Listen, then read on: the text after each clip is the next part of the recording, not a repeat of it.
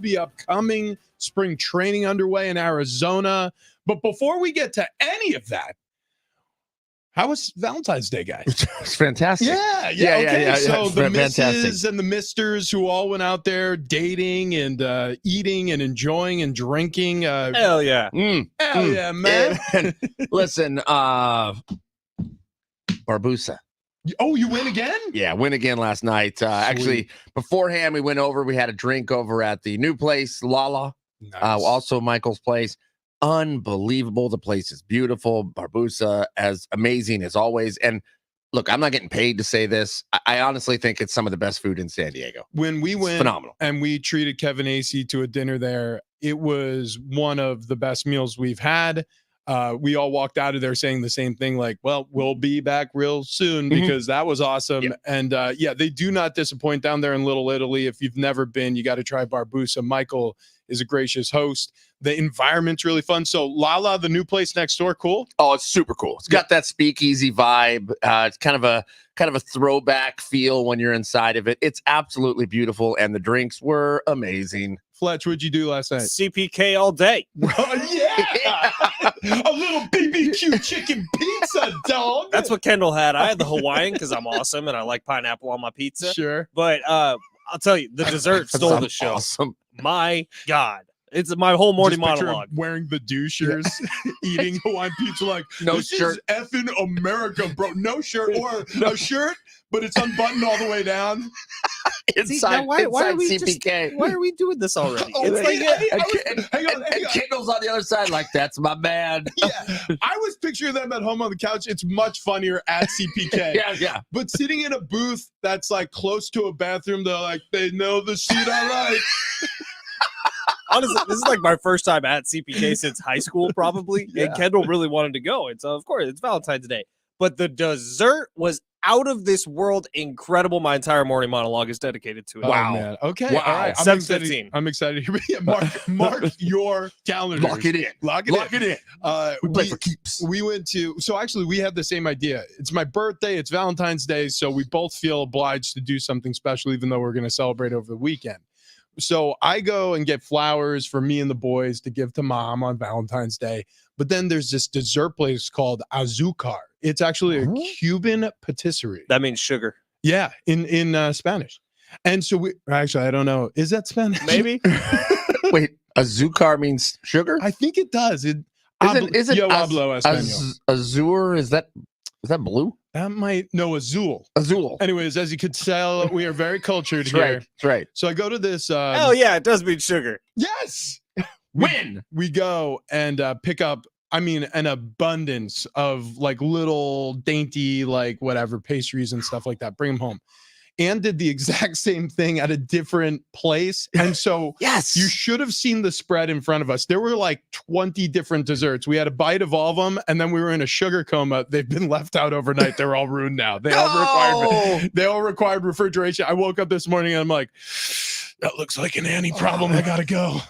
So it was a fun night. Hopefully everybody out there enjoyed their night with their loved one, Valentine's Day. If you didn't, we want to know about it. 70470. Start your text with team or call into the show at any point. 877-767-4760. We'd love to hear the nightmares. Like, I forgot Valentine's Day and this is what happened. Maybe we could offer some help. Right. Oh, absolutely. Yeah, we could do some advice. It's Therapy Thursday's back. Therapy Thursday's back. Wow. Let's do it on the Talkback feature today. Best Talkback wins a pair of Aztecs tickets for tomorrow night's game. I love this a lot. Listening on the free iHeartRadio app, lower right-hand side, you'll see a little microphone. Tap that microphone. Send us the message. Send us a message. We want to hear about the biggest Valentine's Day horror show in terms of you forgot your flowers, you didn't get anything, you forgot it was Valentine's Day, which seems hard to do anymore. In a very corporate America that we live in now, Valentine's Day is very much so jammed down your neck from basically the start of the year. I was going to say December 26th. Yeah, December 26th. If you walk into any store, all of a sudden there's Valentine's candy. The heart-shaped boxes, everything's everywhere. Okay, there's no easy segues to and out of something this awful. But there's one person dead and 21 others wounded by gunfire in what was a mass shooting at the end of the Chiefs Super Bowl parade yesterday. 3 people have been detained. They're currently under investigation. Of the people wounded in the gunfire, there were 8 immediately in life-threatening condition. There were 7 more in life-threatening condition as they were arriving at hospitals nearby, and 6 had major injuries. Many of the Chiefs players took to social media. Travis Kelce on X: "I'm heartbroken over this tragedy that took place today. My heart is with all who came out to celebrate with us and have been affected. KC, you mean the world to me." From Chiefs linebacker Drew Tranquil on X: "Please join me in prayer for all the victims in this heinous act. Pray that doctors and first responders would have steady hands and that all would experience full healing." Hear, hear. I don't know what to say. I don't have the right words. I'm not smart enough to fix this. My hope in sharing this morning is somebody smarter than me is going to find the answers to what has continued to be a scourge on this country, and it's spread to other countries. I can't imagine if I showed up at a parade to celebrate a win of the team that me and my sons root for, worrying about whether or not they're going to make it through the night. So to those affected by this, especially those who are in those situations right now, our heart breaks for you and your family, and we hope that full recovery is ahead. What else can you say? I don't think you can say anything else. This is obviously heartbreaking. It's gut-wrenching. This is supposed to be a time of celebration.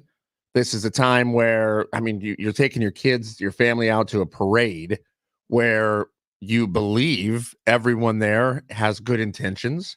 You believe you're all under one banner rooting for your one team, and evil lurks somewhere around there, and someone decides, it'd be a great idea is to bring a gun to a parade and just start spraying into a crowd, whether a fight broke out beforehand or not. Those were the first reports I heard. There was a fight between women, and then some gentleman pulled out a rifle and then just started shooting into the crowd. Now, whether or not that is accurate, I do not know yet. Some of the initial information we got yesterday was very convoluted, and it started to come into light as the evening went on. It's horrible. It's like I said, gut wrenching. It honestly makes my stomach turn. Events like this that I mean, it's just incomprehensible. And the fact that there are human beings out there who would act this way and do this sort of thing breaks my heart. It's awful, and I'm so sorry to all the fans, to the families, to everyone, because it's. I mean, I don't even know what you could say that could fix it. I don't think there is anything, and beautifully said by both of you. I think it got even more gut-wrenching when you realized children were involved, and that stopped everyone in their tracks even a little more. So I do think that there is something inspiring that came out of this, and there was the 3 people that tackled the madman or the crazy person. Mm-hmm. And there's always going to be good people in that crowd too. And the 3 people that tackled him and started raining down hell on his ribs, I think that was how the one guy described it. Yeah. Bravo to you. Thank you for stepping up, and because who knows how much worse that could have gotten.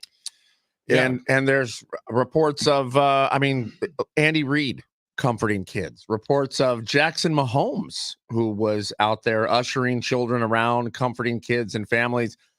Jackson Mahomes getting heaps of praise today for the way he acted out there as a hero, not for saving lives, but for comforting people. So look, I mean, I don't know. The evil in this world is hard to wrap your head around at times. And this is one of those times. There's no question about it. Look, before all that, there were positive moments that emerged from the parade, and the Chiefs obviously have a tremendous amount to be proud of. I'm talking about the players, the coaches, this ownership, the front office, the medical staff, everybody involved with that organization, and the dynasty that they've built together is so impressive. And the fact that many people showed up to celebrate them, I mean, it is obvious what they've done for and to that community.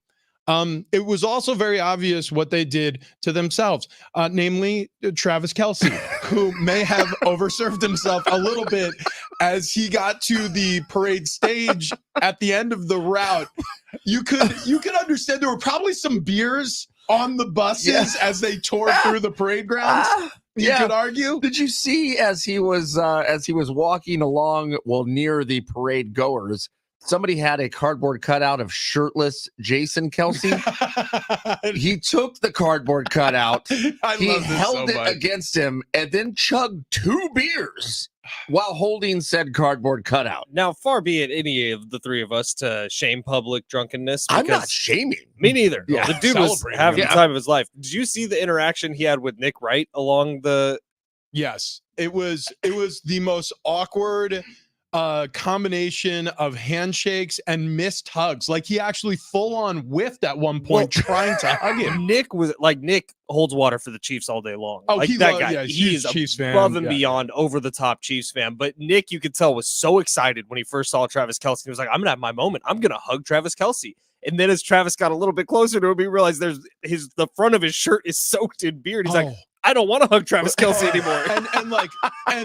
and also, if you don't know who we're talking about, Nick Wright is one of the FS1 talents. He's on First Things First, which is super early, right? It comes on really before a lot of West Coasters are awake. It's more of an East Coast show. But he is a huge Chiefs honk and has been for years, like Fletch just said. The front of Travis Kelce's shirt or hoodie or whatever he's wearing is soaked in beer and whatever else. I mean, Lord knows what else. And then Nick Wright is wearing this like patchwork fur Louis Vuitton jacket that clearly expensive. He does not want it to get soaked in whatever's on Travis Kelce. So the first time he misses, it kind of felt because Nick Wright didn't really want to hug him. And then he just tried to shake his hand, but Travis wanted to hug him. And so he did because he's a bear of a human. On a football field, he doesn't look enormous. I mean, he's a big guy, but he's a 6'6", 245 pounder. There's bigger fellas out there. But when he's standing next to Nick Wright, it looks like the Jolly Green Giant is trying to grab one of those tiny little flower people. It was hysterical. Now, guys, I couldn't help but notice at the end of the big game tailgate, we sang a song we have before many times on Bar Cart Friday, and we sing Garth Brooks' song. It's a little bit of an anthem, if you will. We definitely instituted this. We made this our own. It's something that we absconded with and we feel good about. We tried to end big seminal moments in this show's history by doing a sing-along. Well, apparently Travis Kelce listens to the show. 1,000%. Because at the end of the Chiefs parade route, atop the stage, this is how he closed the show. Follow my roots. I showed up in booze and ruined the Niners affair. The last one to know. We were the last one to show. We were the last one they thought they'd see there. And I saw the surprise, that fear in their eyes. And when we took that glass of champagne, Pat took that glass of champagne, I promise. I promise you. When I toasted you, only we through what I never. What? Get to the chorus. Get to the chorus. I got friends. That's when Patrick Mahomes saves him. But he's being held up by 3 or 4 different Chiefs players. Patrick Mahomes finally comes in and grabs the mic. It was a good look for Meanwhile, Taylor Swift in Australia, starting her Australia leg of her tour. It's got to be looking at that going, that's my man. She's probably thinking like, oh my God, I should have been there. Yeah. I should have canceled it. I told my publicist, like, we should have just rescheduled the dates. Travis, we will talk about this on the ride home.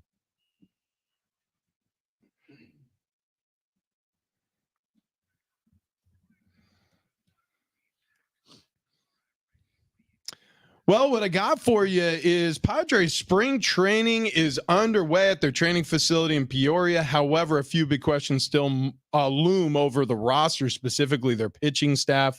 Another storyline is the health of their 31-year-old star third baseman, Manny Machado, who spoke about his offseason surgery to alleviate tennis elbow in his right arm. He stated, I'm on a great program right now. Arm feels good. How I'm building it up, it's just staying on that plan. It's still in question whether Machado will or will not be available for the Padres 2-game season opener in South Korea. Speaking of the Padres, so this came in from Jay Posner on X last night, the former sports editor with the San Diego Union Tribune. Check this out. He tweeted a series of tweets, and then we're going to mull this over a little bit together. Padres TV, the rebranded direct-to-consumer streaming option for all home and away Padres games, will be available for only $19.99 a month, $99.99 for a full regular season. Additional information on where to watch the 2024 Padres regular season games on cable and satellite television will be announced prior to the Padres opener March 28th. This is from the spring training press release on the broadcast, which he added. This tells me they're still working on deals. And then he added on to answer a question that keeps package, or if the games will be shown as they have been in the past on cable, satellite, or maybe even over the air channels. So a lot still to be determined, but at very least there is a streaming option that you have to pay for a la carte. The question is, yeah, I think they do. Yeah. I think they do. Yeah. What's the threshold for you guys? I mean, does $20 a month seem good? It seems awful. Yeah. It does. I mean, as part of a larger, more expansive sports package, when we say 5 to 10 years ago, everybody was buying cable sports packages. It felt like, yeah, you were still getting railroaded a little bit to watch local sports programming, but okay, it's a part of a larger package. When you're paying for the one thing you're looking to watch and you're told specifically this is what it's worth, and then you're forced to decide whether it's worth that much to you, for whatever reason, that's where it hits me, where all of a sudden it becomes very real. Yeah. You're like, oh, wow. So you're putting a number amount on this, and now it's up to me to decide whether that number amount is too rich for my blood or not. I don't like to be backed into a corner, and that's what this starts to feel like. Yeah, I feel the exact same way. And I always put things up against NFL Sunday Ticket. I feel like that's the top tier. What are you going to compete against with that? Now, NFL Sunday Ticket, you're buying the entire season. I think Sunday Ticket is a little pricey, but I think, I mean, if you want to watch these NFL games, there's so few of them in the grand scheme of things when you're putting up against the different leagues here. I don't know, $100 for the season is justifiable. It seems so high to me, but I don't know where my threshold lies. Like, I felt like if they would have come in at 50, I'd go, you know what? I'll do it. I'll do it for 50. But 100 now seems like you've jumped the shark. So I'll tell you guys how I'm justifying this in my mind, because I think I am going to pay the $100. I'm not going to do the $20 a month. I'm justifying it in two ways. It's less than $1 a game, which cool. And so well less than $1 a game, right? Because how many games? 162. So it's well less than $1 a game. Secondly, I'm going to think about it in my mind as I'm giving one $50 bill to Don Orsillo and one $50 bill to Mark Mudcat Grant, because I do love those guys and I will pay them in order for me to watch Padres baseball. Yeah, I mean, that's a cool way to look at it. But $20 a month or $100, I mean, it's basically a wash. It's the same. So I guess it depends on whether or not you just want to spread it out. I mean, am I wrong on that? Is it 6 months worth? I haven't done the math or thinking. I guess maybe it is. I guess it's, so you'd save $20 if you pay the $100 up front. Gosh, it just seems like a lot, because I'm with you, Rich. You're getting one thing. You are buying one item. You are buying that one ticket. Like, if you're going to a game and you're taking the family, you're spending a lot more than $100. Yeah, 1,000%. I feel like $100 today isn't what $100 was like 5 years ago. Well, that's also true. Which is gross, and it feels like I spend $100 every day on stuff. But if this is one more thing and it's a full season worth of Padres baseball, I don't like it. I'm not happy about it. I feel like it's just another one of those things that I'm accepting. I will say this about how the Padres have operated basically since Peter Seidler has passed away. It all feels very different. It all feels very bottom line to me. Yeah. And that sucks. There was this feeling of unlimited potential while Peter Seidler was still with us. And it really does feel like his death was the turning point. And I hate to be that blunt about this, and there is way more important things associated to his passing than how I feel as a Padres fan. First and foremost, I mean, obviously it's his family who are still struggling with losing Peter, and he has kids, young children. I mean, there's a lot of different places that we could go when we discuss the great man that Peter was and the impact and the void that he's left in his passing. But another part of it is the business aspect. And this business, it feels very cold all of a sudden. And I hope it changes. I really do. I hope this season rekindles some of the old spirit that was there, and not that old, recent spirit that was there when Peter was still alive. I hope they find a way to capture that, because right now everything feels very bottom line. Well, I think it feels cold because a year ago it felt like this team was built for the fans, and now it feels like it's built for the business. So there now the business aspect of it is rising up, where you knew it was a business. You knew that this thing was supposed to be making money, but at the same time, Peter Seidler was going, look, we're going to bring a championship here. We want to rally the troops. We want to rally the fans. We want to bring joy to San Diego, and the joy has kind of been sucked out of it. Yeah, we believe Peter. I don't know if I believe AJ Preller or Eric Grupner. Now, Rich, I said this on Tuesday when you were at Disneyland, but I was talking about like the excitement we had going into last year's season and how the Padres really didn't have to do much to earn that excitement. They got it to an NLCS, and I was really pumped about the improvement to see the next season. As of this point right now in the offseason, I'll ask you this, just like I asked TD a couple days ago. Have they earned your excitement at all for this upcoming season? Which is why I think that $100 feels steep. The opposite. I feel like the only news that's surrounding the Padres is bad news right now. Manny Machado's hurt. We're not sure if he's going to be available to start the season. Hopefully this was a successful surgery and he stays on track and there's no bumps in the road in terms of his recovery. We saw last year Fernando Tatis Jr. He looked different. He didn't look like the Fernando Tatis Jr. prior to the PED suspension. Hopefully he gets better than he looked last year. There was tons of clubhouse discord. There's a leadership void in that clubhouse. Bob Melvin's gone. Mike Schilt comes in, who's a lieutenant of this front office. So maybe that's a good thing. Maybe it's not a good thing. I don't know. Peter Seidler's gone. There's a lot of things that have, by the way, they don't have a full pitching staff still, and it's February 15th. Jackson Merrill, who's unproven at the major league level, is probably going to be your day one starting left fielder. There's a lot of good over the past 5 years for the Padres, but this offseason, I don't have the warm and fuzzies like I've had in others. There's just so many question marks, boys, and we got to get out, so I'll do this quick read, but the non-question mark is us. Yeah. Right? Because we look good. Real good. Right. I mean, coming up in just a sec, we're going to be talking about two very different happenstances occurring in the NFL, Kansas City and San Francisco. They met in the Super Bowl. They're going in completely different directions. We'll explain that. But yeah, Fletch alluded to it. My goodness, this guy. Yeah, let's focus in on that. Yeah, Not just me. All three of us. Well, but specifically you. You are really good looking all of a sudden. Why is that? Because we started this journey together, and we started it with the push of Wayne and Chloe, who basically just called us fat. And we needed to hear it. I think we said, hey, we're husky fellas. Can you help us? And they were like, no, you're not. You just have a couple of pounds to it. I was just like, no, we're super fat. They were like, no, some people would say fat. Plus size, We were fat. We were big. We were doing something, celebrating something called next level fat guy stuff. And it's something that shouldn't have been celebrated because the three of us were just ballooning up. It was more ironic, but then it worked.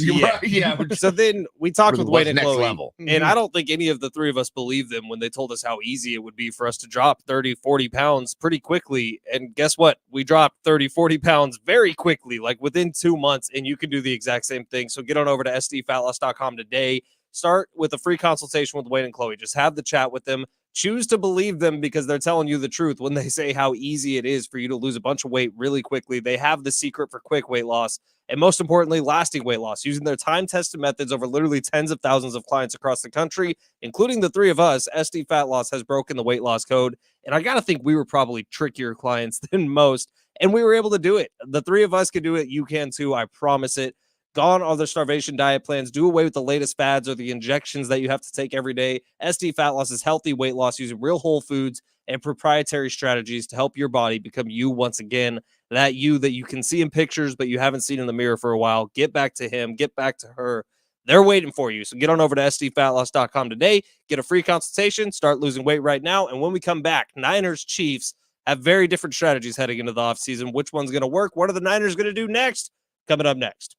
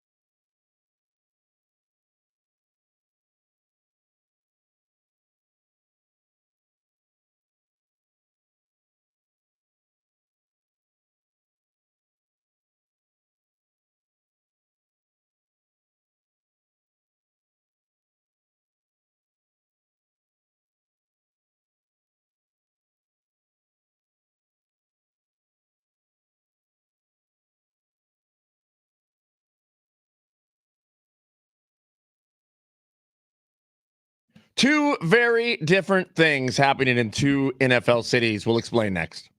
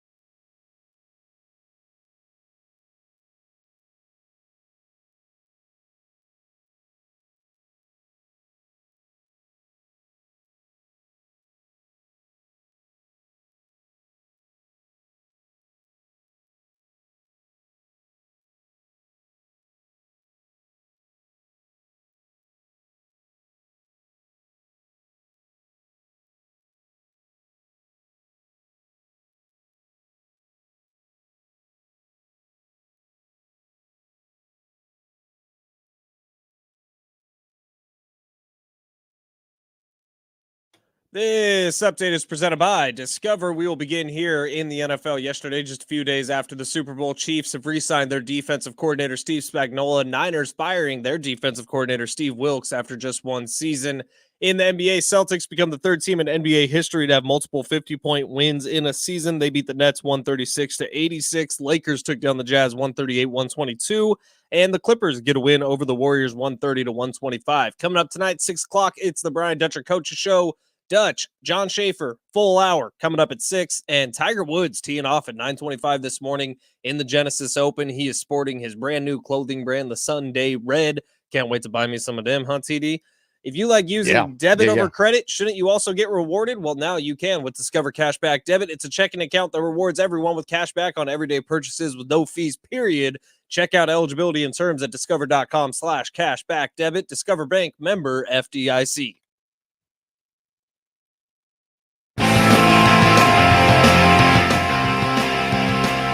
Rolling through a Thursday, a therapy Thursday, we're calling it. If you had some Valentine's horror stories, we'd love to help out. Anything we can do, go ahead and hit us up on the talkback line. If you're listening on the free iHeartRadio app, lower right-hand side, little microphone, tap that microphone, send us a message. Best message today is winning Aztecs tickets for tomorrow night. There it is. There it is. Best message today. Winning Aztecs tickets tomorrow night, Viejas Arena. 6 o'clock tip there? 7 o'clock tip. 6 o'clock pregame show. Okay, there we go. Can I run something by you? Maybe this is Therapy Thursday, honestly. Run it by me. Let me see what I can do. So, bachelor party this weekend coming up. Ooh, the groom made a bet 2 years ago. Okay. A fantasy football bet. We have yet to make him pay off on it. Was it eating a Pocky One chip? No, it's even worse. It's getting a tattoo of our choosing on his ass. Oh, wow. So I think hold on. We are going to surprise the groom on his bachelor party by just showing up at a tattoo place. Like, we've already talked to the tattoo parlor. Okay. I'm starting to worry that the bride-to-be is going to be really mad at us. Yeah, why wouldn't she be? He made the bet. She should be mad at him. But it's the tattoo of your choosing? Correct. Are you going spider web? Well, it's not nice what we're planning on doing. Okay, well, hold on. What tattoo are you planning on doing? Well, he's like a diehard Steelers fan, so we're going to do something Lamar Jackson on his butt. Why? Or it's Kenny Pickett's #1 fan, who Kenny Pickett's probably not even going to be a Steeler after this season. Why would you make him pay up on this bet? Because he made the bet. Who's that now? So he's Fletch is going to a bachelor party this weekend. The person who he's going to the bachelor party for lost a bet. He has not paid up on the bet yet. The bet is that if he lost it, the best men, the rest of the fantasy football league, gets to tattoo the tattoo of our choice on his derriere. Oh my, yeah. I think I'm the only one worried. Everyone else is like gung ho on this plan, but we're gonna like show up at a tattoo parlor on Saturday and just say, "All right, Jared, here it is." So for some reason, Fletch has now decided, hey, you know what? If we did this, I bet his new wife would be upset. Shocker. Yeah, he made the bet. Yeah, I mean, if he made the bet, he's got to pay it off. So that's life. Don't make bets that you can't keep. I mean, as dumb as that's Therapy Thursday. That's it. Yeah, he's got to pay it off, and that's what we can do for you. So get on that talkback feature, Therapy Thursday it up. If you have a Valentine's Day horror story, either from yesterday or from any year of the past, we want to hear about it. Best story wins a pair of Aztecs tickets for tomorrow night's game. Or come up with something that's equally embarrassing or life altering, and then maybe that can be substituted. But the group must decide together. I mean, it must be a group decision. Yeah. Otherwise, guess what? You're not in the fantasy football group anymore. You're a bad hang. Wow. Yeah. Wow. I would say you let him off the hook on this one. Wow. Hell no, that's soft. Yeah, that is soft as hell. But maybe wait till after the wedding. That's the softest thing you could possibly do. Then what's the consequence for sucking? I don't know. He made the bet, and honestly, if he would have won the bet, there was nothing that we would have had to do that was close to equaling. Like he came up with it. No, none of us had the idea. I wouldn't want to be attached to that in some manner. I'd be like, you know what? I'm going to go ahead and recuse myself. You guys can decide. I'm just going to act as surprised as he is that day. I'm like, you guys are doing this now. By the way, you absolutely can recuse yourself from any responsibility. If anybody asks, you just say, yeah, I don't know why he would do that. crazy. I mean, I certainly didn't pressure him at all. I mean, there's a lot of other places to point fingers. I don't understand. If you make a bet, you got to pay off a bet. Hence the three of us making ourselves violently ill by eating a Pocky One Chip. Can we call his soon-to-be wife? I don't have that relationship with her yet. But, yeah, do you have her number though? Because I don't care if we have a relationship. We should. Yeah, I just would like to talk to her. We should cold call her. I don't even know if Right. she knows this bet exists. Actually, we should cold call her afterward. Oh yeah. Yeah, Oh, yeah. that's a good call. Yeah, when he comes home with the Yeah, tattoo that's a from good a call. bachelor party. So that'll work. All right, coming up in a little bit, we've got some Aztecs tickets. We mentioned it before. If you have a Valentine's Day horror story that you want to share with us, you forgot the holiday, something went wrong in your planning of the holiday, we'd love to hear it. The free iHeartRadio app, if you listen to the show, there's a talkback feature. Just click the microphone and you could send it to us. We'd love to hear it. We'll play it on the show. All right, two very different things happening in the NFL. You've got the Kansas City Chiefs, who up until obviously the awfulness that unfolded in Kansas City yesterday, were celebrating a Super Bowl. And this was not a great season in terms of offensive production. Things looked herky-jerky, but they found a way to come together and then win the Super Bowl. The San Francisco 49ers, it was a very different season. This team looked great for the majority of the season. Their defense looked great for the majority of the season. Their offense had weapons everywhere you looked. The biggest liability was a second-year quarterback who played great all season long outside of a few moments. Some of those were in the postseason, but he made up for them with some sensational second-half play. So there's that. But the San Francisco 49ers, after 1 year with Steve Wilks, fired their defensive coordinator. I'm good with it. Why? I didn't like Steve Wilks. Why? So do you have a relationship with him? Was he in Arizona when you were there? Yes. Okay. So this is not any shade at the person, Steve Wilks. It's not even any shade at the defensive coordinator, Steve Wilks. I was able to see in the Super Bowl what the 49ers were doing on defense. There was zero disguise. If I can see something, that's my threshold, TD, like you were talking about with the Padres. If I know what's going to happen with the 49ers defense, it's probably not a great defense. They were so obvious in the second half with what they were going to be doing. And I just think that Kyle Shanahan at one point took over play calling for the defense in overtime. And if that's the case and you can't trust Steve Wilks to do it, then it's probably time to move on. Plus, there are some names out there that you can get, namely Pete Carroll, Mike Vrabel, Bill Belichick. Yeah, I know that's getting floated around. Bill Belichick seems so unlikely to me to not take anything less than a head coaching position. Yeah. Oh, by the way, I didn't play under Steve Wilks. I met him while I was in Arizona. He's an interesting character. Steve. I've heard nothing but great things about the person Steve Wilks. I think he's a better defensive coordinator than he is a head coach. I've heard, like many coordinators, when they become head coaches, things go sideways.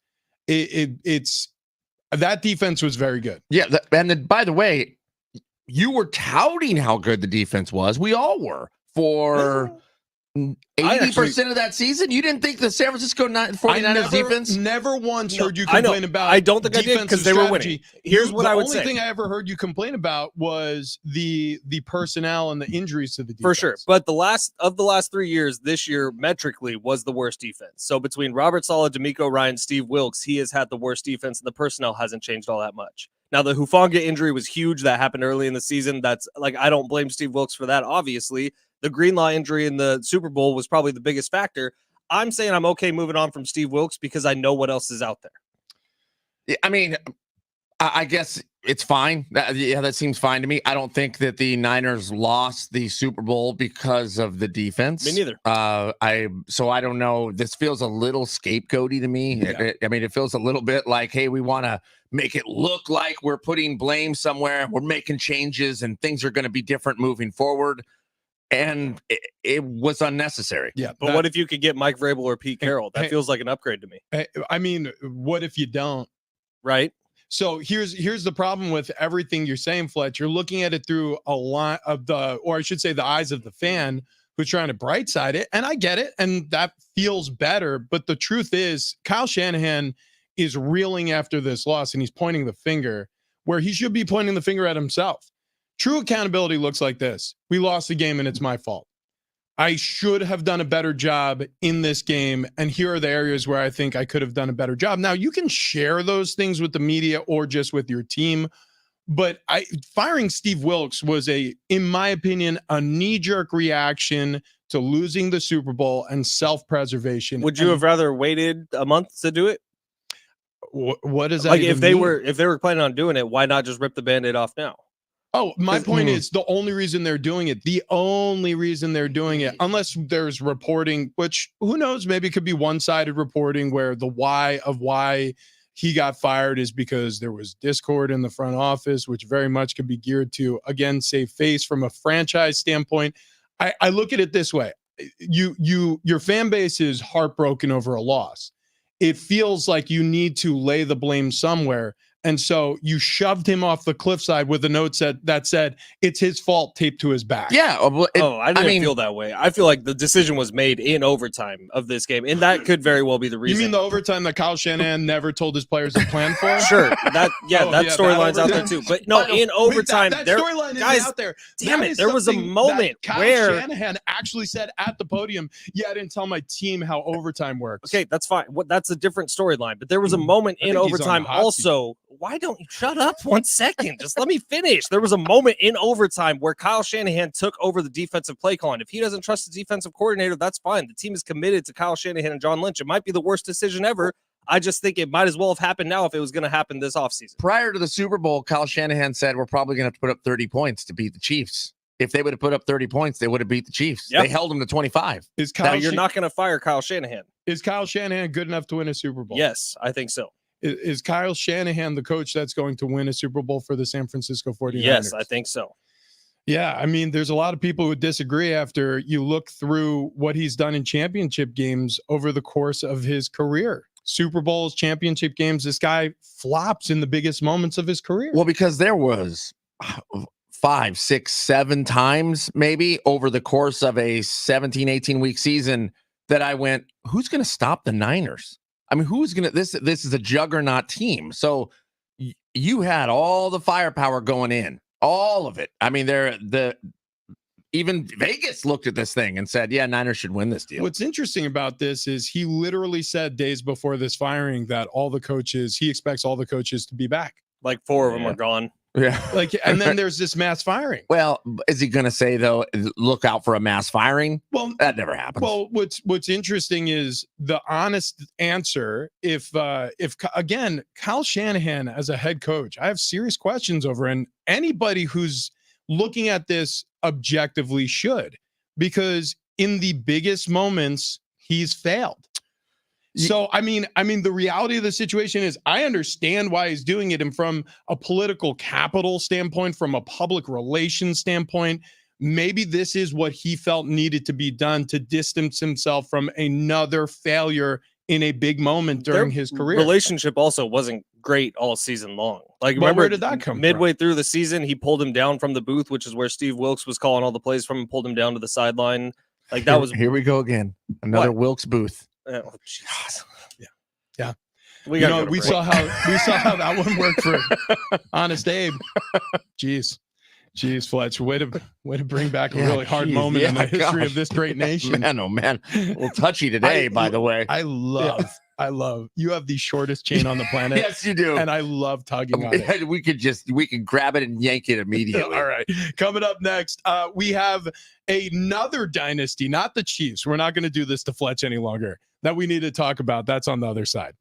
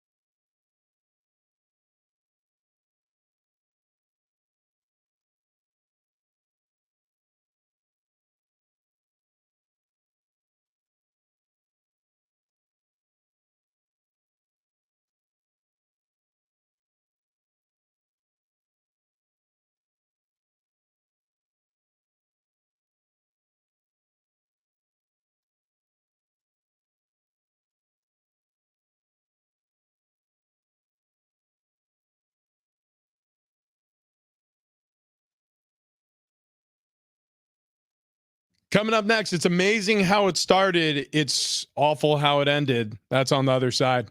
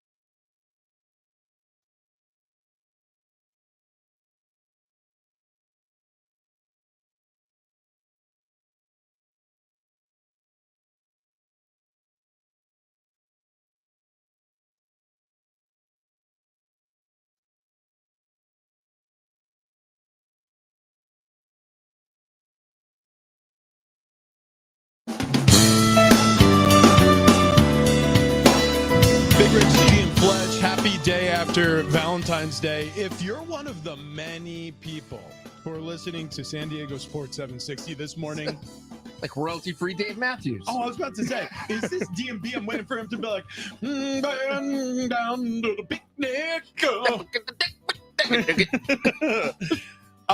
If you are one of those people who forgot Valentine's Day and you're listening to the station this morning, use the talkback feature on the free iHeartRadio app. It's the little microphone button. When you're listening to the show, click that. You can leave us a clip up to 5 seconds. We want to hear what you did and how you plan to fix it. And on a Therapy Thursday, we might try to offer you some advice to help out. Which, by the way, Fletch is going through it on a Therapy Thursday. Yeah. We just yanked his chain a little bit about Kyle Shanahan firing Steve Wilkes. You guys are jerks. And all of a sudden, he brings up Abe Lincoln getting assassinated. Yeah, I don't Not me. understand it. Yeah, We do have crazy. a talk back, and it's a solid one. You guys want to take a listen? Yeah.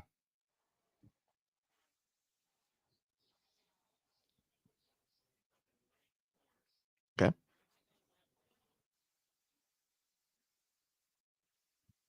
Ooh, off to a bad start. Yeah.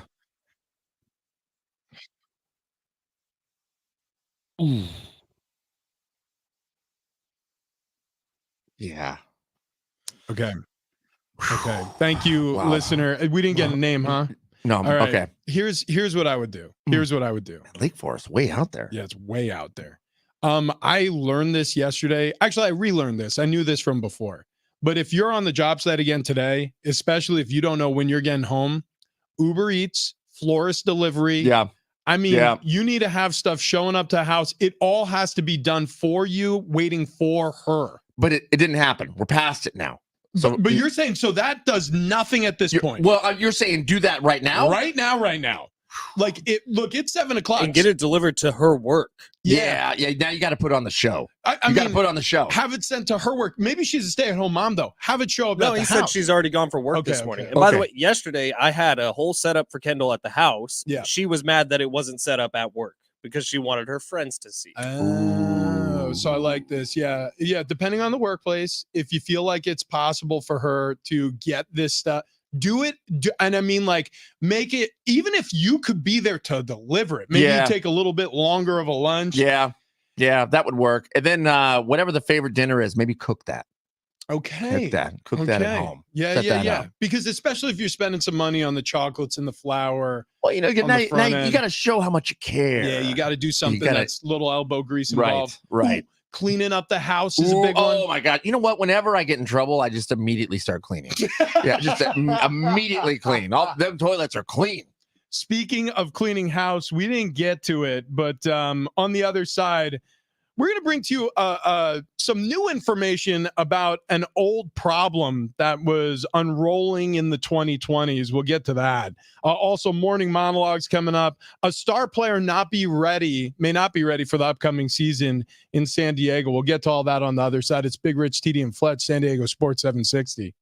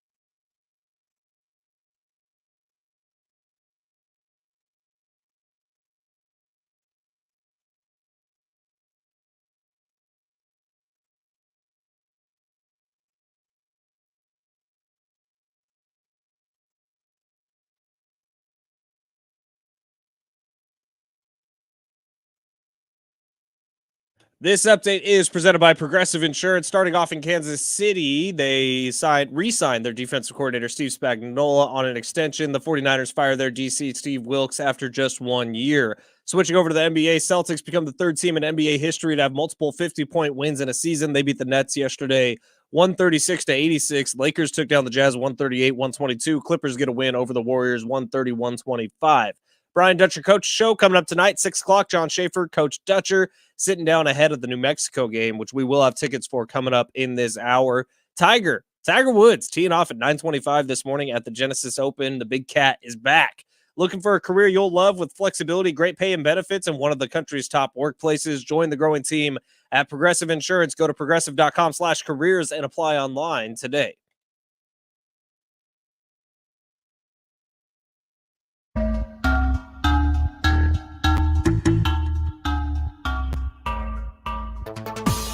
Big Rich, TD, and Fletch, San Diego Sports 760. Happy Thursday to those who celebrate.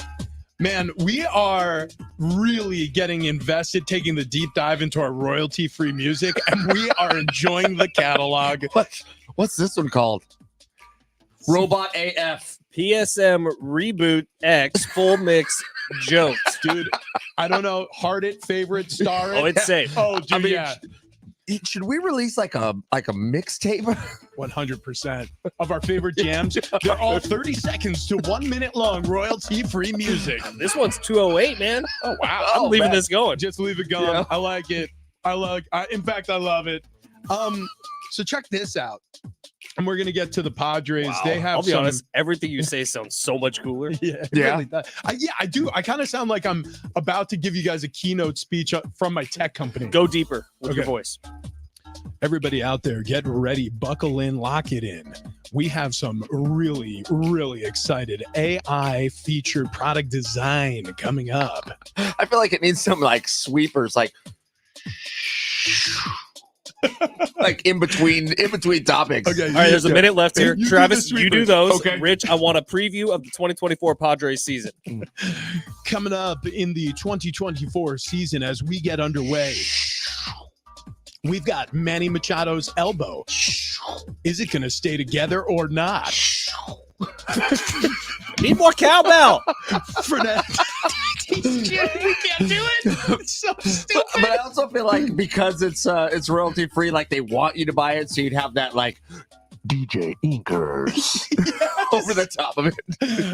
DJ Inkers music, royalty free. I heart sound clips. I could be wrong. I think iHeart owns all of these. Oh, okay. I hope so, Yeah. because I don't ever want them to go away. Like, I don't want to wake up one day and they're just gone because it's like the licensing deal ran out. Like, You I guys- hope.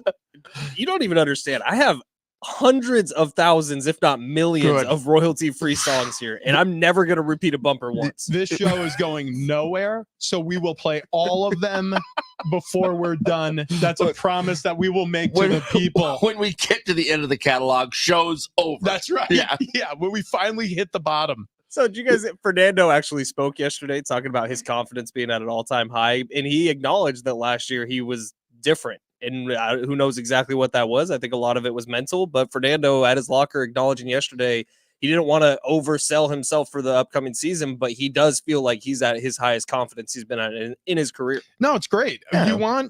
That's all I hope for. There's so many more things that I hope for. But what I truly want is Fernando Tatis Jr. and all the stars on the Padres to feel confident, because when they are and they're playing well, obviously this team goes the way they do.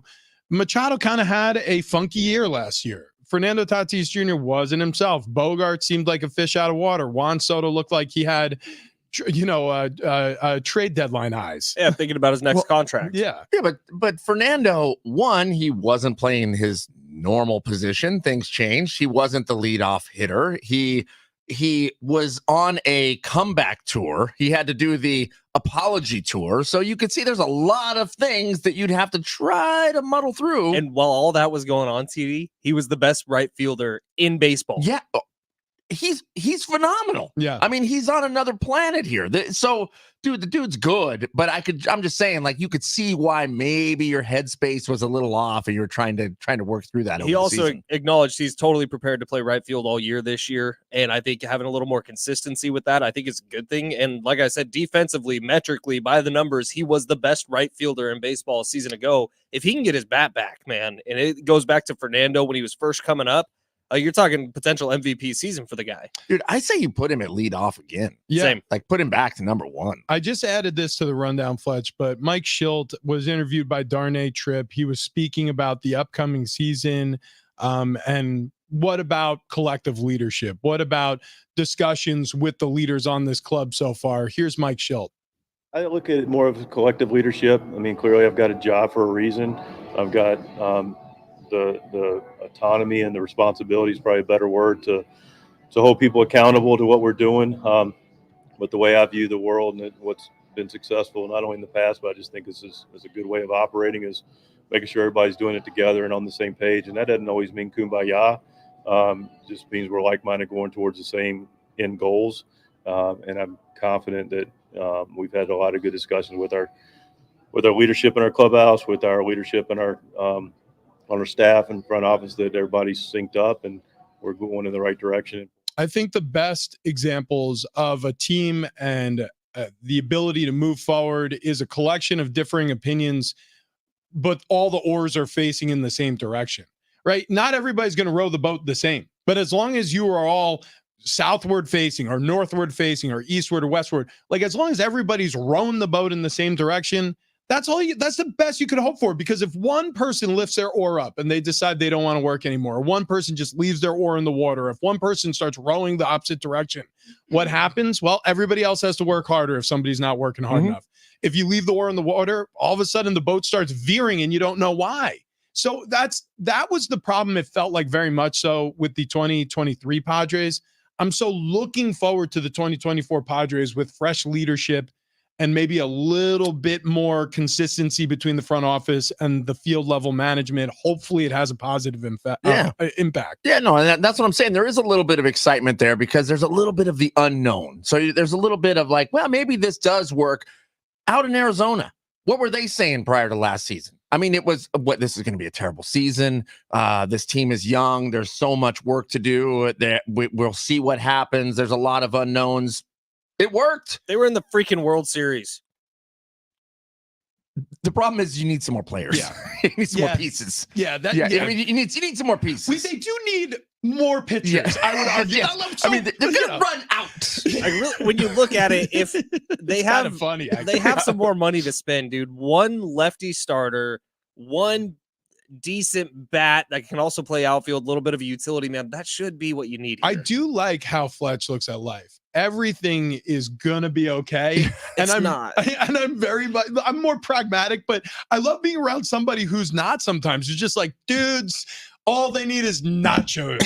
So what's crazy, I didn't feel good about anything Padres until we had that dinner with Kevin Acee, where Kevin was very like open and honest. He was like, look, if you look at this roster right now, it's better than most rosters around baseball. Yeah. And by the way, with as many teams that get into the postseason, 14 teams get into the postseason every year, all you have to do is not be a part of the bottom 16. Just not do what you did last year. Yeah, right.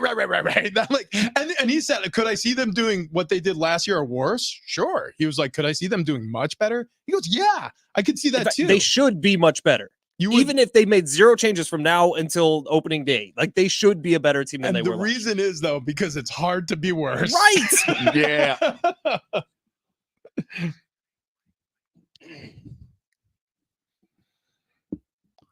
Okay, talking about how not everything is kumbaya is a perfect segue into what we're going to be discussing next. But before we get to that, who wants to lead us off? Fletch, you have a lot to say about desserts. It's going to be quick. It's going to be sweet. It's exactly what my dessert was last night. It was on the plate for about 2 seconds before it was in my belly. And I didn't know this, but Kendall knew this going into the dinner. In fact, this is why she wanted to go to CPK to begin with, which is where we spent Valentine's Day, which was awesome.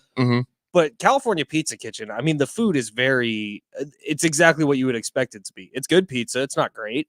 It's good appetizers. It's not great. But then you get to the dessert portion of this Valentine's Day special, Yeah, go ahead. which included something called a butter cake. I love butter cake, Yeah. by the way. Yep. My God, if this wasn't the greatest slice of cake I've ever had in my entire life, and I'm not exaggerating a tiny bit. I told that to the server, I told that to Kendall, and I already had a couple glasses of wine in me, so I was feeling great about it. But that butter cake at CPK, I don't know what they put into it. I don't know what God has Butter. touched it, Butter. but oh my God, it was a life-changing experience. You know, I appreciate you being so motivated to bring this to our attention this morning, because I remember the first time I heard about a paizuki. Oh, Pazuki. Yeah. A paizuki? From BJ's. Yeah, the bar and grill, or the tap room, whatever they call Right, themselves. right. And I remember thinking like, it can't be that good. And then I went in, It's I that had good. it for the first time. It's better than I thought it was. Dude, on like Tuesdays, they're like $2. They put a scoop of ice cream on Yeah. mine, Travis. Yeah. They put a Yeah, I know. mother beeping scoop of ice cream. on they bring you the cookie the in the pan it was cooked in. Can I tell you guys something you don't see, know? It's a pie, but it's also a cookie. Can I tell you something you don't know? Yeah, go ahead. On certain days at happy hour at BJ's, they do 3 mini Pazukis for $10. Any hour. Jeez. And Okay. it's a chocolate one with chocolate ice cream. I'm It's a chocolate literally- chip cookie one. I'm having Good a Lord. physical reaction to this conversation. We need to move on. I'll go next, and I'm curious what TD has to say today, but my monologue is probably very different from his. I want to focus on the Lakers. So the Lakers did something that might low-key be one of the most genius things I've ever seen a team do, and nobody's talking about it. So at the trade deadline, it was rumored that the Warriors wanted LeBron James. And you guys know this about me. We talk about a lot of sports stories, especially ones where it's all sourced reporting. I'm a big time why guy. Like, why am I hearing this news? What is going on? Why is this important for me to understand? Or why is it important for this to come out for certain franchises or players? Well, if you look at the Western Conference standings and you start to take a closer look at where everything is starting to settle, both the Golden State Warriors and the Lakers are right there at the bottom of the West in terms of being in the play-in tournament. Lakers at 9 with 30 wins, the Golden State Warriors at 10 with 26 wins. Well, they're starting to play better basketball. Steph Curry, Draymond Green, Wiggins, Klay Thompson, things are starting to gel for them. The Lakers are starting to put it together too, but they're in constant combat with each other in terms of like fading dynasties, all that stuff. Imagine if this was the plan, and this is really devious. Imagine in order to get Golden State completely out of their comfort zone, you float this idea that they could get LeBron. Right. And meanwhile, Jeannie Buss, the owner of the Lakers, and LeBron and his agent, Rich Paul, they know the whole way that LeBron's going nowhere. Wow. But you just float it out there and you say, you guys want to mull this? Well, all of a sudden, you're talking about breaking up the Beatles in Golden State. Right. So Klay Thompson, Wiggins, they're looking at each other like, are they talking about trading us to get LeBron James here? And then the source reporting was Draymond Green was talking to his agent, Rich Paul, about setting up this trade. You are literally, if you're the Lakers and you planted this story, you're creating tension between Klay Thompson and Draymond Green. I mean, this is the most brilliant psychological warfare I've ever thought of. It's psychological warfare. You're winning the games, not even playing the games. This is a psyop. Wow. This is stuff that the CIA does to foreign countries. Wow. So you think 100% the leak came from the Lakers? I think the leak came from the Lakers. I think this is LeBron. This is a LeBron James special. I'm 38 years old. I do not want to see Steph and company in the postseason. Let's try to tank their season now as they're starting to get hot with an even record. Wow. That's crazy, That's right? crazy. But you know what? I think you're right. I think you're spot on. All right. So that was my monologue. TD, what do you got for us? Mine is this. Streaming sucks. Streaming TV sucks. Okay, 2020. We're in COVID time. I've not cut the cord during this time period. I was paying about $145 a month for TV. I went, you know what? I'm going to do it. I was just paying too much. I'm going to do it. I can sign up right here, $60 a month. Boom, I'm in. So I cut the cord, $60 a month. A few months later, it goes up. A few months later, it goes up. Now I'm paying just for the TV portion about $100 a month, somewhere around there. But then I've got Netflix. I've got whatever, HBO. Hulu. I've got Hulu. I've got Discovery. I've got Peacock. I've got Disney Plus. I got Padres saying you owe me $100. I've got almost $250 worth of television, but that's not the reason why I think streaming sucks. We've lost the fun of getting to sit on the couch and flip through channels. It's gone. Where am I? What year is it? Exactly. Exactly correct. Exactly correct. No, that fun is gone. Ambulance Al Bundy sitting on the couch, hand in his pants, flipping through the channels. That's gone. You know what happened to me last night? I fell asleep waiting for an app to open so I could find a show to watch. I fell asleep just trying to open the app. Streaming sucks. How romantic on Valentine's Day. Yep. Travis Dale, also the only subscriber in the country to Discovery Plus. Discovery Plus is my favorite app. Actually, I am a subscriber myself. Thank you. We really like How It's Made. That was TD's monologue on Tuesday. Yes. No way, dude. I'm telling you. He wants How It's Made on the machines from How It's Made. I want to see how the machines are made on How It's Made. Okay, that's it. And then Fletch said, I've only seen one episode of How It's Made. I liked it, but I've only seen one. There's like 22 seasons of How It's Made. An incredible catalog. Oh my gosh. And if you haven't experienced it, you need to. Look, this is getting so nerdy, but there are parts of this argument I agree with. Your monologue is well-founded.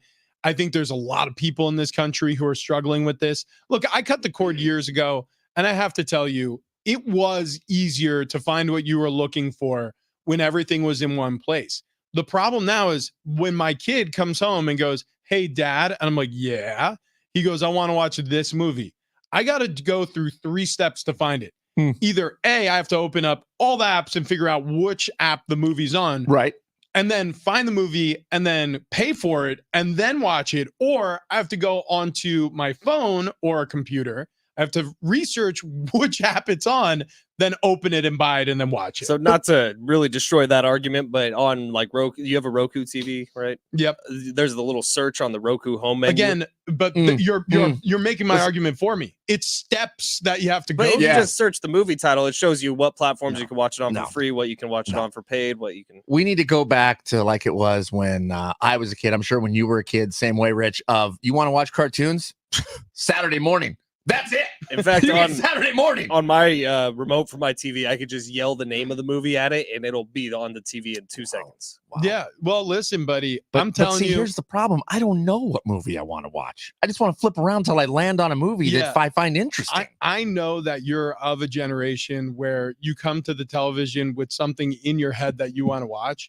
Our generation, and really, honestly, this only missed you by maybe a couple years. I was there for the sick at home watching Home Improvement. Dude, like flipping around and then wait, landing. Whoa. Go ahead, yeah. When you were sick at home, Home Improvement was the show that was being That was simulcast? that was the daytime. That was one of them. rerun. Sometimes it Home was Improvement. like Family Home Improvement was on what was that channel? It was TBS, whatever it was. Good Literally God. 24/7 for my childhood. So when I was homesick, it was I Love Lucy. Yep. The Twilight Zone. Family Feud. I would say no on Price Family is Feud. Right. Yeah, Price is Right was on at 10. 10, yeah. So yes, Family Feud was a night game. Price is Right was on, but Twilight Zone, I Love Lucy, the Andy Griffith Show.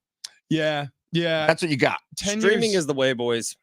Yeah. Well, No, telling you. Streaming is what I'm telling you is going to, and it's already happening. What's going to happen is streaming. You have all these different platforms. You got a lot of people are complaining about having to subscribe to all these different platforms. It's going to collapse on itself.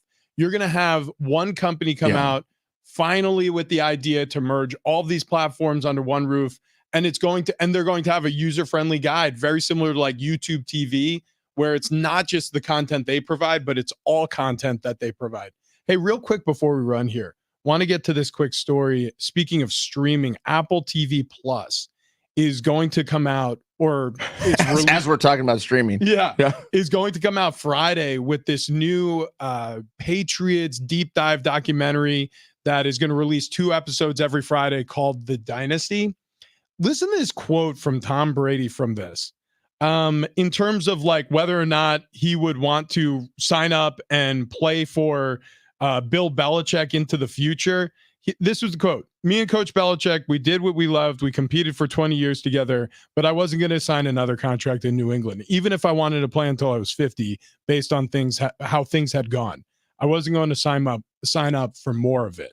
So Tom Brady, I don't think has ever specifically said his beef was with Belichick, and that's the reason why they didn't get something done when he became a free agent after the 2019 season. Well, there it is in plain writing.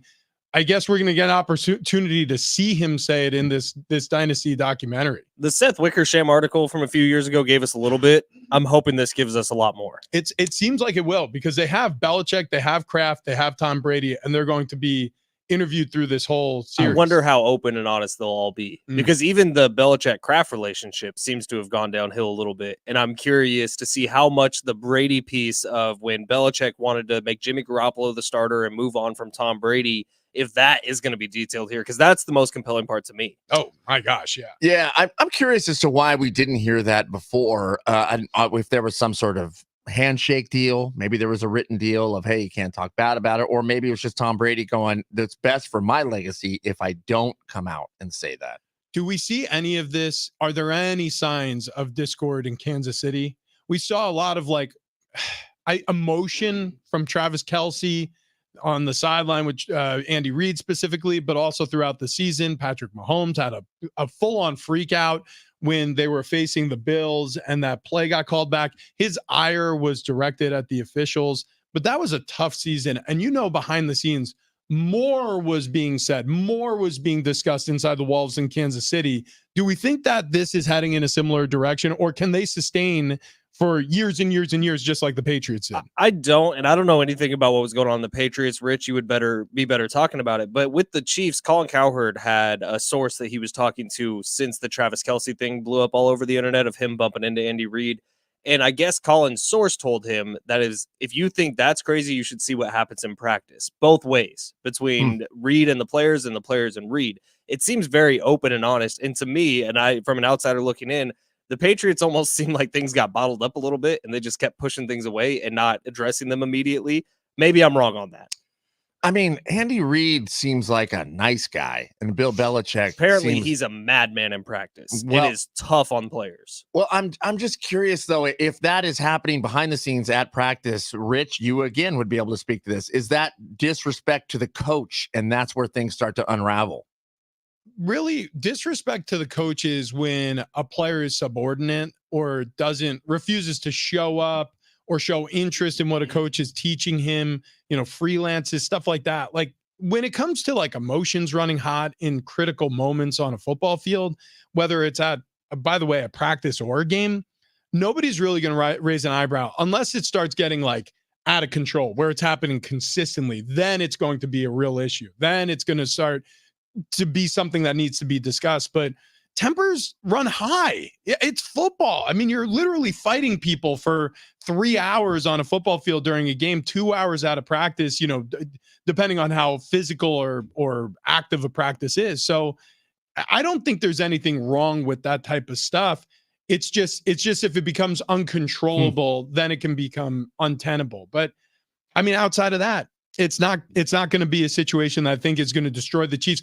Really what it comes down to is jealousy, or, something like this, where you mentioned it in that Seth Wickersham piece from ESPN, Fletch, where a star player is going to be traded and you're going to move on from, a guy's time at the top of a program. That's when hard feelings come up. Yeah. And also, I mean, the reason there's talk of this and the reason we're discussing it is the Chiefs are at the top of the mountain. They've been at the top of the mountain, and you start to question, how do you knock them off the top of the mountain? Exactly right. All right. Coming up, speaking of one star, a local star who may not be ready to go at the start of the season. We're going to dive in. But first, I want to talk to you about a world-class dentist where every single procedures are done in the same office with state-of-the-art technology. Dr. Jordan Colby is my dentist. He's over at Ocean View Dental. He could give you teeth in a day plus a winning smile. OceanViewDental.net to see some of the winning smiles he's worked on. And when I say teeth in a day, he's literally had some of the toughest cases walk into his office. People who have had what look like unrecoverable smiles. Situations I don't even want to describe, car accidents, decay that has been there for years and years and years. And these people walk out feeling confident. It's truly life-changing. It's incredible work. He's an artist. He truly is. Go to oceanviewdental.net again to see those before and after pictures. It will absolutely floor you the type of work he's able to do. I had this experience myself. Now, my front teeth were okay after a career in the NFL, but I had broken a bunch of molars because I refused to wear a mouthpiece. I know. After that, I had to have a tooth extracted. I had to have 3 implants put in. Dr. Colby did all of that. And where I was told by a different dentist that this would take a year and a half. The whole experience took me only 3 months, and I'm talking for a full recovery. 3 months. That was it. It was incredible. It all happened at his office in Oceanside. He has another office in Fallbrook. Both give you personal, professional care that you and your family deserve. My family certainly gets that care. I got a text message yesterday wishing me a happy Valentine's Day and happy birthday from his office, and I responded, and they responded back. I love going to this dentist. I can't talk highly enough about Dr. Jordan Colby. And so I hope for you and your family that you start the new year with a new dentist. If you haven't already gone to oceanviewdental.net, that's where you need to go today. oceanviewdental.net.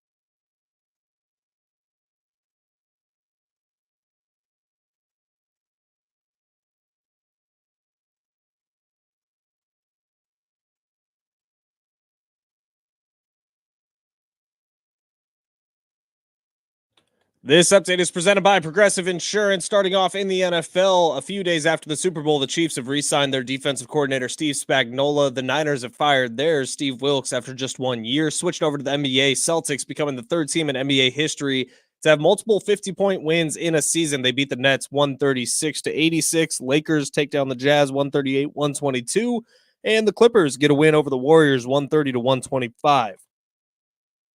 Coming up later tonight on 760, it's the Brian Dutcher Coaches Show. John Schaefer, Brian Dutcher for a full hour tonight at 6, and Tiger Woods teeing off at 9:25 this morning at the Genesis Open. Looking for a career you'll love with flexibility, great pay, and benefits in one of the country's top workplaces? Join the growing team at Progressive Insurance. Go to progressive.com/careers and apply online today.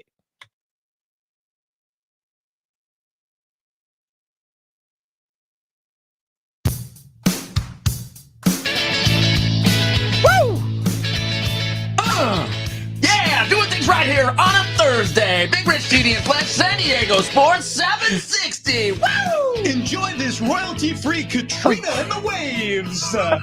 It's got a little country honky It does tonk have a little twang. That surprised me. Man, we got Chicago Earth, Wind, and Fire tickets we're going to be giving away here. LiveNation.com if you want to buy them. Going to be out at the North Island Credit Union Amphitheater August 31st. We also are doing Little Therapy Thursday on the day after, almost the day after Thanksgiving.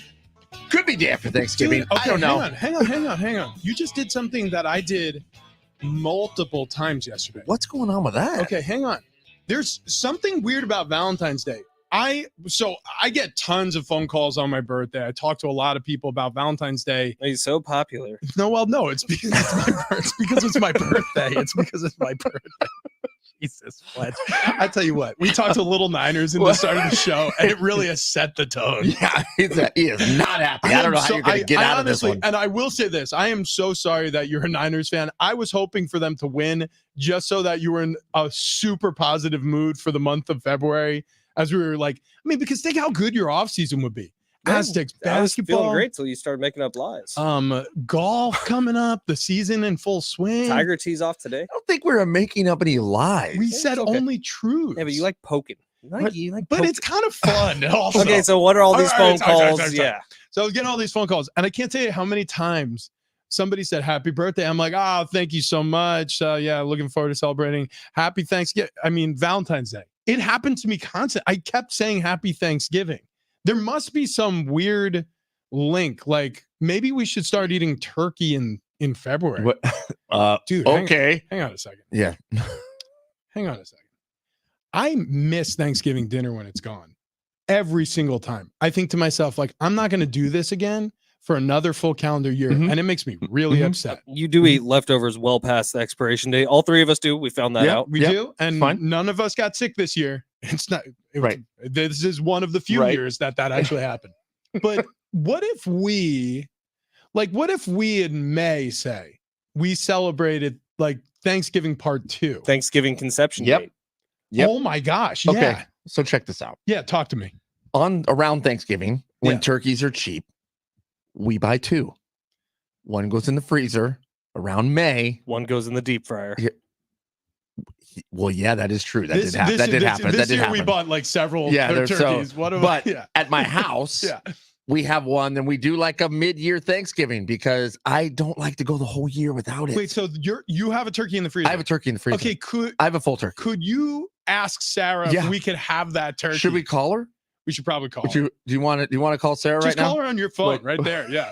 And then if she answers, we'll throw it on speaker. While TD's calling, we got an update from our previous listener, Peter, who sent in a talk back about his Valentine's disaster. Here's his response.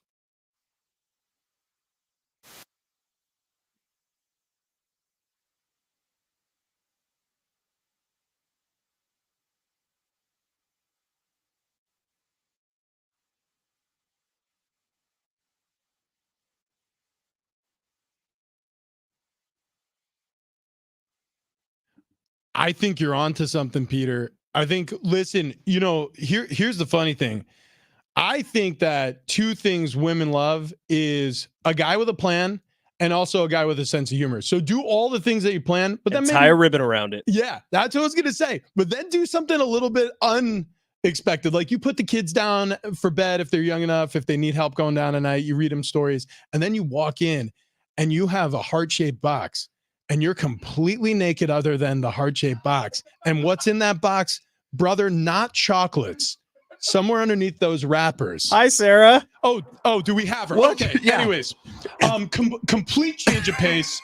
We got to get back to the original conversation. But Peter, thank you for your talk back. Yeah. And by the way, anybody listening to this show, if you have a Valentine's Day nightmare that you want to, if you want us to help you work through, we are the guys for it. We're just coming. Fletch, weren't we just coming up with a great idea for Peter? It was going into a very dark place. The point is, though, 1, you cut a hole in the box. 2, you insert something in the box. Yeah, right. Okay, so here's what we're going to do now really quick, though, because both me and TD have been wishing people a happy Thanksgiving instead of a happy Valentine's Day.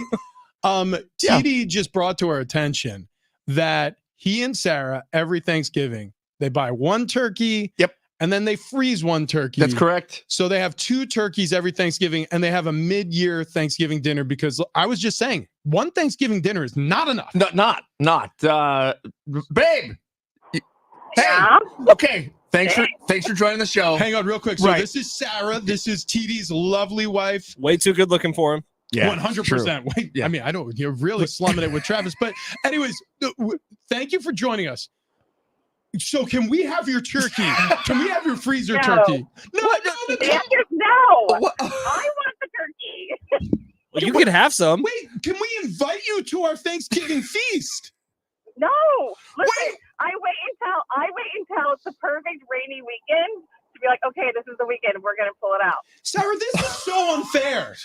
Wait, Hold on. What if okay, you go. What if we have the Thanksgiving dinner and then we invite all our good friends over And our wives, maybe. for Thanksgiving at our house? The problem is I want the leftovers. Jeez. All right, Sarah, hang on. I'll Venmo you I did not- $20. I did not think it was going to go this way, guys. What if? So you think that you know that I love the leftovers. Yeah, but we could still have some leftovers. We're not How much inviting is a 20 people. Can we just buy another turkey? Well, what if actually? Do they, Wait, wait, hold how on. about Do they this? sell turkeys? Wait, this what- time of year? Usually we would buy like 3 turkeys. We'll have like possibly 2 depending on how many people come over, and then we'll have the third. That's later. true. Sarah, That is true. Sarah, everybody knows turkey is the worst part of Thanksgiving. You wouldn't be giving up any of the sides, right? You guys could still have the yams. You could still have the sweet potato pie. You could still have the green beans. You could have the stuffing. You could have the cranberry sauce. You could do it all with a chicken because we're taking your turkey. Is that I okay? just want the turkey sandwich. Yeah, it's the turkey sandwich the next day. I get it, but I feel like we could still invite everyone and have some turkey left over. So let's pick a date. All right, we'll see. Let's pick a date. When are we doing Thanksgiving Part 2 at our house? Wait, is this We pre-Thanksgiving? have to wait for the rainy weekend. It has to It's be raining this weekend. Well, yeah, I guess it is. We were thinking like around May because that's the 6-month mark away from Thanksgiving. It's like that point in the year where you're like, man, I can't wait for some Thanksgiving dinner. Thank you. Yes. And it rains in May. Right. Yeah. So just a heads up, people are coming over in May for Thanksgiving, the sequel.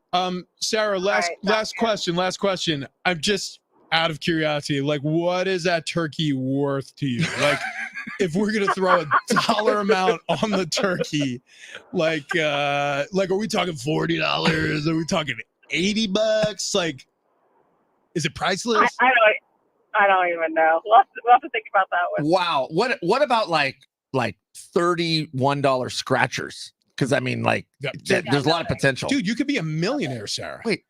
Wow. Okay. Fletch is yelling at us. We have to break. All right. Hey, happy anniversary on the day we met. Thanks. Happy anniversary. There it is. Bye. See? There Yeah. it is. We have anniversary, then we have anniversary. Yeah. Incredible. That's what we do. Incredible stuff. We also have breaking news that everyone's going to love to hear about next. We do. Coming up, we got a little breaking news, but I got a little breaking news because what was Sarah riding in over there? Listen, I'll tell you what. You know what she likes riding around in is a nice GMC truck. Yeah, that's what I'm talking about. That's what I'm talking about. She loves the GMC truck. And who wouldn't, man? Go down, take a test drive. In fact, if you're considering a new vehicle at all, then you need to stop by and see my friend Jamie, the general manager at North County Cadillac GMC, because they are offering President's Day savings all month long on new and pre-owned models. But don't just take it from me. Listen to some of these reviews here. Bought a new truck for my wife. My wife was able to arrange everything online before we came in, and we walked away with a brand new 2024 Sierra. My wife absolutely loves it. Smooth, painless process, awesome truck. Best of all, happy wife, happy life. That's from Rodolfo. How about this? People are wonderful. The repairs were great. I was so excited to see my car was clean inside and out. Wonderful experience. Todd was excellent. That's from Joy. She's talking about the service department down there at North County Cadillac GMC. And look, Larry's my guy at the service department. I wouldn't take my truck anywhere else. Absolutely love everything they do. And when you talk about a painless process, you know what a pain it is to buy a car sometimes, right? You know how long it takes. You have to go through all the hassling and the haggling. It's not fun. That's not going to happen at North County Cadillac GMC. That is not going to happen with Jamie and his team. They're going to take care of you. They're going to make it a painless process, just like Rodolfo, where he set everything up online, or his wife set everything up online. You can do the same thing. You find the car you want online, you start the process. It's going to be painless. It's going to be easy, and you're going to be driving away literally in the best car or truck you've ever owned in your life. North County Cadillac GMC. There's a reason why they were voted San Diego's best domestic auto dealer in the San Diego Union Tribune Readers Poll. Experience the difference yourself. Stop by North County Cadillac GMC in the heart of the Escondido Auto Mall today. North County Cadillac GMC, exceeding your expectations every time.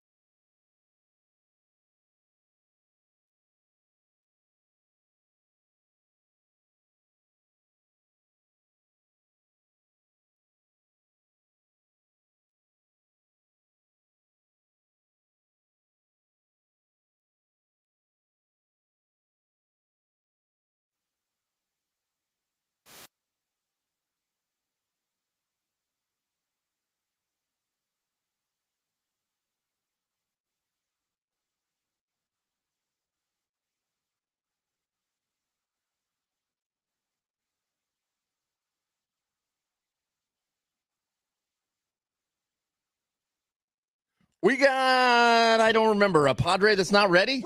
Breaking news. We got breaking news coming up next.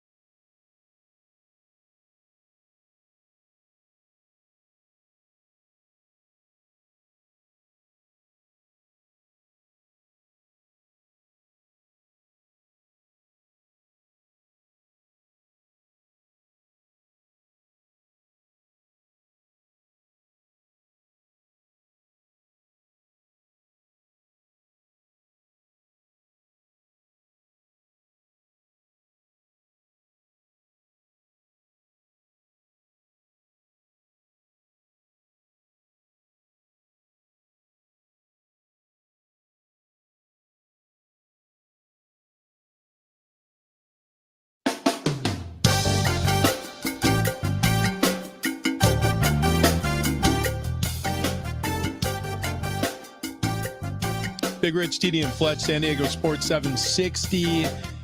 Man, oh man, if you want to win those Earth, Wind, and Fire Chicago tickets, they're playing North Island Credit Union Amphitheater. What are you showing me right now? Okay, what logo does that look like to you, Sunday Fletch? Red.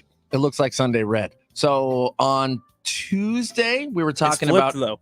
it is flipped. So when I was a kid, when I had to get dressed up, Yeah.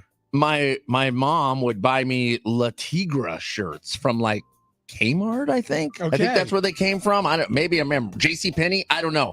Which they were basically the shirts that look like the ones with the little alligators on it. They look like Lacoste shirts. Yes, yeah, but it was a little tiger. Little tiger. And I said, well, the new Tiger Woods logo looks a lot like La Tigra. Yeah, but that one doesn't have 15 stripes on it for his 15 major championships. You And are- Tiger Woods isn't the one promoting it. You're correct. That is all correct. Yeah. There's another brand too that somebody said it came out and also had a tiger as a logo. Turns out tigers are just popular. I haven't seen Sunday Red yet. Is Dude, it cool? badass. Yeah. Yeah, It's it my is really entire cool. new wardrobe come May is going to be Sunday Red. Are you asking for that for birthday and everything? I'm just going to buy it. Okay. The All right. shoes are sick. The hoodies are dope. The golf gloves are awesome. This will be the first time you own clothing I- that's not given to you. Can I ask a Facts. question?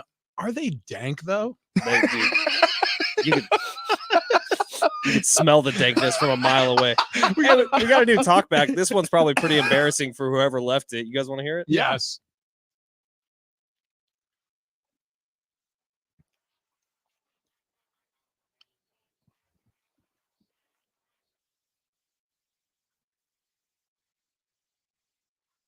Oh, good Lord.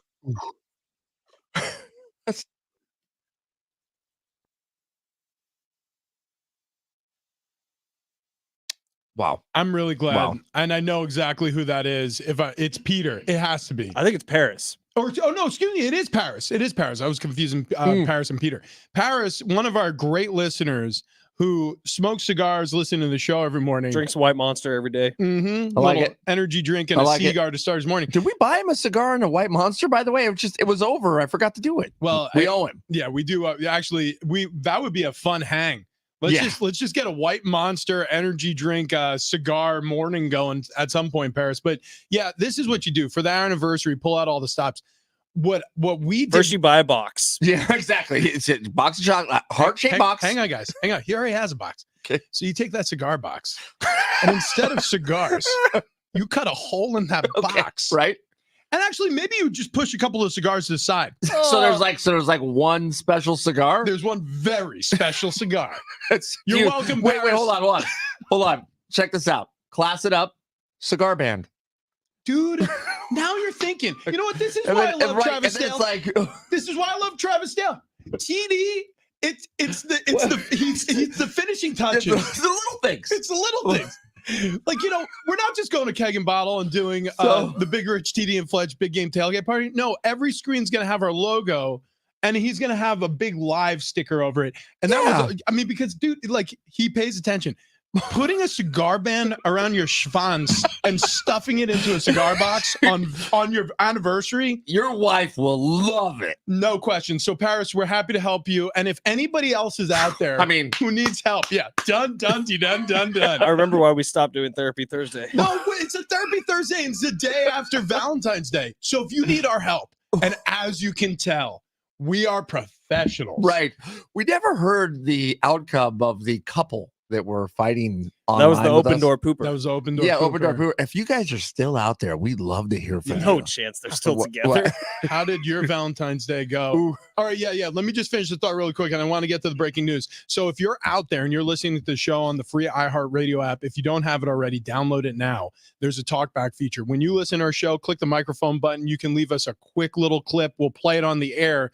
If you miss Valentine's Day, we want to hear the horror stories. And then we want to help you on a Therapy Thursday. Fletch, what's the breaking news?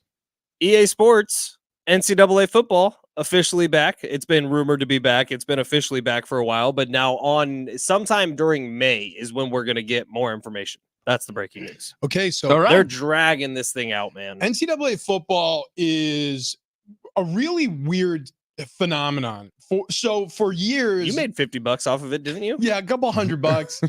So for years, what they did is they had this video game. For those who don't know, because the last one that came out, I think it was like 20, Might be 2012, 2013, Yeah. somewhere in there. and then it got banned because of I think it was the Ed O'Bannon case, where name, image, and likeness was first debated in front of a court, and as a result, there was a class action lawsuit that was settled outside of court. That led to all of the former players during a certain window to get compensated. And by the way, very, very little compensation, but compensated for being a part of the game unwillingly without being represented, whatever. So for example, you could go back and play one of the earlier NCAA football games and play as Rich Ohrnberger, but Rich Ohrnberger is not his name. yeah, It's just a tall white guy who's playing offensive line. with the number 64. Right, And right. oddly enough, that number 64 at left guard on the Penn State offensive line was there for the exact same number of starts that I was. And then when someone else took over, whatever, it's, all of a sudden it's a black guy, number 67, and it's, Johnny Troutman or whoever. Like Right. they literally were taking every single, in fact, I think they started like actually using faces of star players. And I think that's where Wow. it was a bridge too far. Wow. But anyway, so this is huge because now with name, image, and likeness, players can get paid, and they're gonna. they can strike a deal. What was the deal with Madden? Because players got paid for Madden, obviously, year after year, or at least the PA got paid. Well, so what happens is the NFLPA and EA Sports and the NFL, it's all licensed. The EA Sports has to pay an enormous licensing agreement to the players and to the league. So you can use all of the shield and all of the. That's why those stickers are on the front of every Madden box that is owned by and then anyone. Everybody gets a flat rate check from EA Sports every year. And I think there's one flat rate and then there may be points attached depending on how sales do. I don't exactly remember how it went, but that was a pretty nice check at that, once a year, and it happened during the offseason. So it was cool. And I think that's how it's going to be for NCAA 2K5 or 25, whatever They could put Travis Dale on the cover of that bad boy. Yeah. And they they should. could now. Yeah. I mean, And they should. they definitely, they don't even have to pay me if they just want to put me on the cover. Just my fat head right on the cover. Oh, Rich. Dude, what? Sorry. Yeah. Getting ready for Aztecs football this year, you and me should, like, for post-game duties and obviously in-game duties, we should play EA, like Madden or what, NCAA football as the Aztecs and like do the full season. Oh, 100%. 100%. Yeah. And we'll predict how the outcomes, and hopefully there aren't like injuries that end up happening like later in the year. Like, well, we predicted this. They are down 2 wide receivers. I hope that during like the season phase that you can actually get some NIL money sponsors for players to move them around teams. So you just have one guy that's like decked out in Doritos, Crunch Bar. Yes. Yeah. 100%. All right. Coming up just on the other side, if you want to watch Padres baseball, it's going to be expensive, it seems like. We'll explain all that. But first, Travis Dale. Come on now. I mean, take this a guy- gander. Drink it all in. I'm Drink letting it all in. Tell you what, we were talking about Thanksgiving dinner. You don't look like Thanksgiving dinner. No. It's like a snack. You look like a lean side of beef. Wow. Listen, I'm feeling like a lean side of beef. You know what? Actually, SD fat loss, it is. We joke about how much better we look, but but I mean, Wait, who's joking? Every single thing I say is a truth. it's honest truth. We look so damn good. You know what? You're right. I look so damn good now. Everybody's saying it. You know how many people walk past this studio window? We have like this 10-foot window. They walk- Rubbernecking. Yes, I mean, yeah. People are crashing into each other like cymbals outside our window. And that's all thanks to SD fat loss. That's You know, right. hats off. Oh my God, the shirts.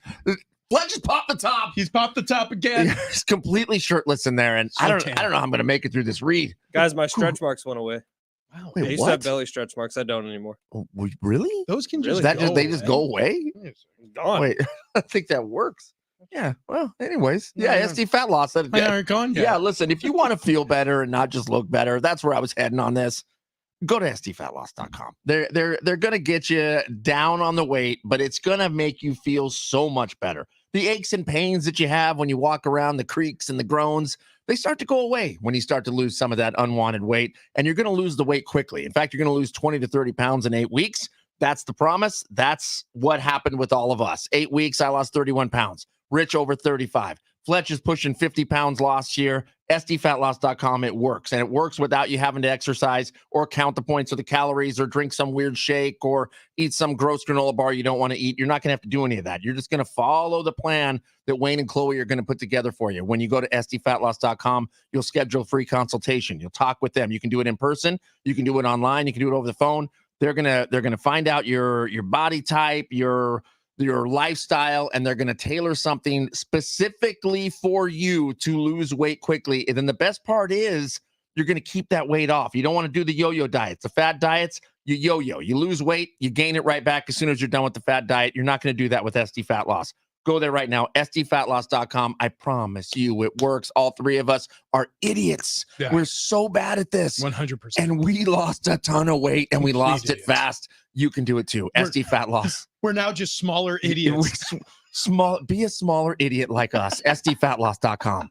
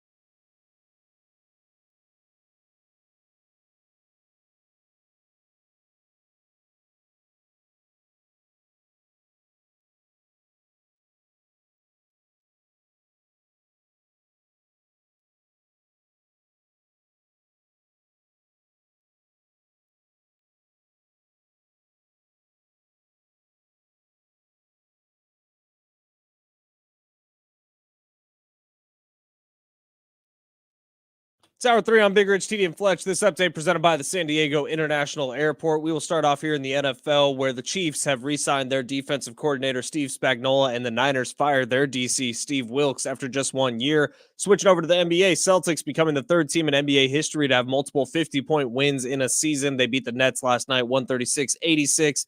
Lakers took down the Jazz 138-122. Clippers get a win over the Warriors 130-125.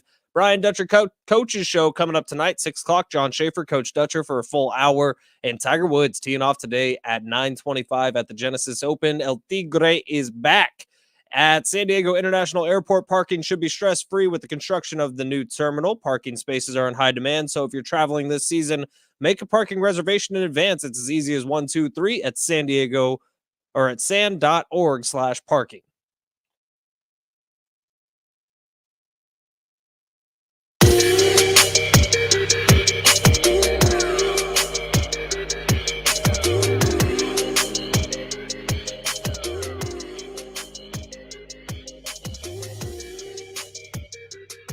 Happy Thursday to those who celebrate. Big Rich, TD, and Fletch, San Diego Sports 760. It's the day after Valentine's Day, and so the way we're celebrating is helping people out. It's a Therapy Thursday. So what we're here to do for you, a free service. If you have the free iHeartRadio app and you listen to this show there, you click the microphone button. We have something called the Talkback feature. You could send to us how badly you screwed up Valentine's Day yesterday, and we will fix it for you live on air. Just real quick. Yeah. What is happening in the background of this song?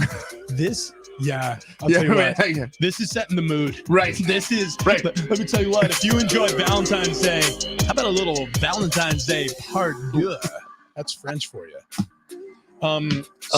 We have a lot to get to in a very short amount of time. Yeah, so did you like that reference? I think I'll look at that a little more later after the show. If you could just keep that tab I want open. to see. Okay. Keep that tab open. Yeah, actually, spin it towards Fletch. Oh, who'd that be? Oh, yeah, that's a friend. Yeah, we'll explain later. I'll explain later. I have a very long story to tell about that. Anyways, some things are for us, some things are for everybody listening. Right.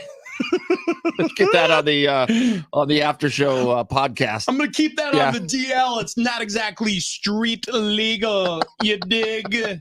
Okay, so the Padres are going to make your upcoming season, a little bit more expensive. Unfortunately, we'll tell you how in just a minute, but we have to unfortunately talk about this again. And I mean that from the standpoint of this story, because we discussed this earlier in the show, but also in the sense that this keeps happening in this country and it's awful. So one person is dead and 21 others are wounded by gunfire in a mass shooting at the end of the Chiefs Super Bowl parade yesterday. 3 people have been detained. They're under investigation currently. 8 people were immediately in life-threatening condition. 7 were later in life-threatening condition as a result of this shooting. 6 had minor injuries. The one fatality was a radio DJ in the Kansas City area. Many of the Chiefs players took to social media after the parade and offered their sentiments. Travis Kelce, tight end, on X. I'm heartbroken over this tragedy that took place today. My heart is with all who came out to celebrate with us and have been affected. Casey, you mean the world to me. From Chiefs linebacker Drew Tranquil on X. Please join me in prayer for all the victims of this heinous act. Pray that doctors and first responders have steady hands and that all would experience full healing. This happens way too often. I don't have the solution. The only reason why we're even talking about this morning is our sincere hope is somebody smarter than the 3 of us can find the solution that works, because something needs to be done. I don't have any answers. All I can do is use my platform to beg others who are in positions of power, to beg others who have better minds than ours to work on this so that the yield will be better tomorrows for our kids. Because what's a terrifying proposition for me is that I bring my kid to an event to celebrate something wonderful and something tragic happens.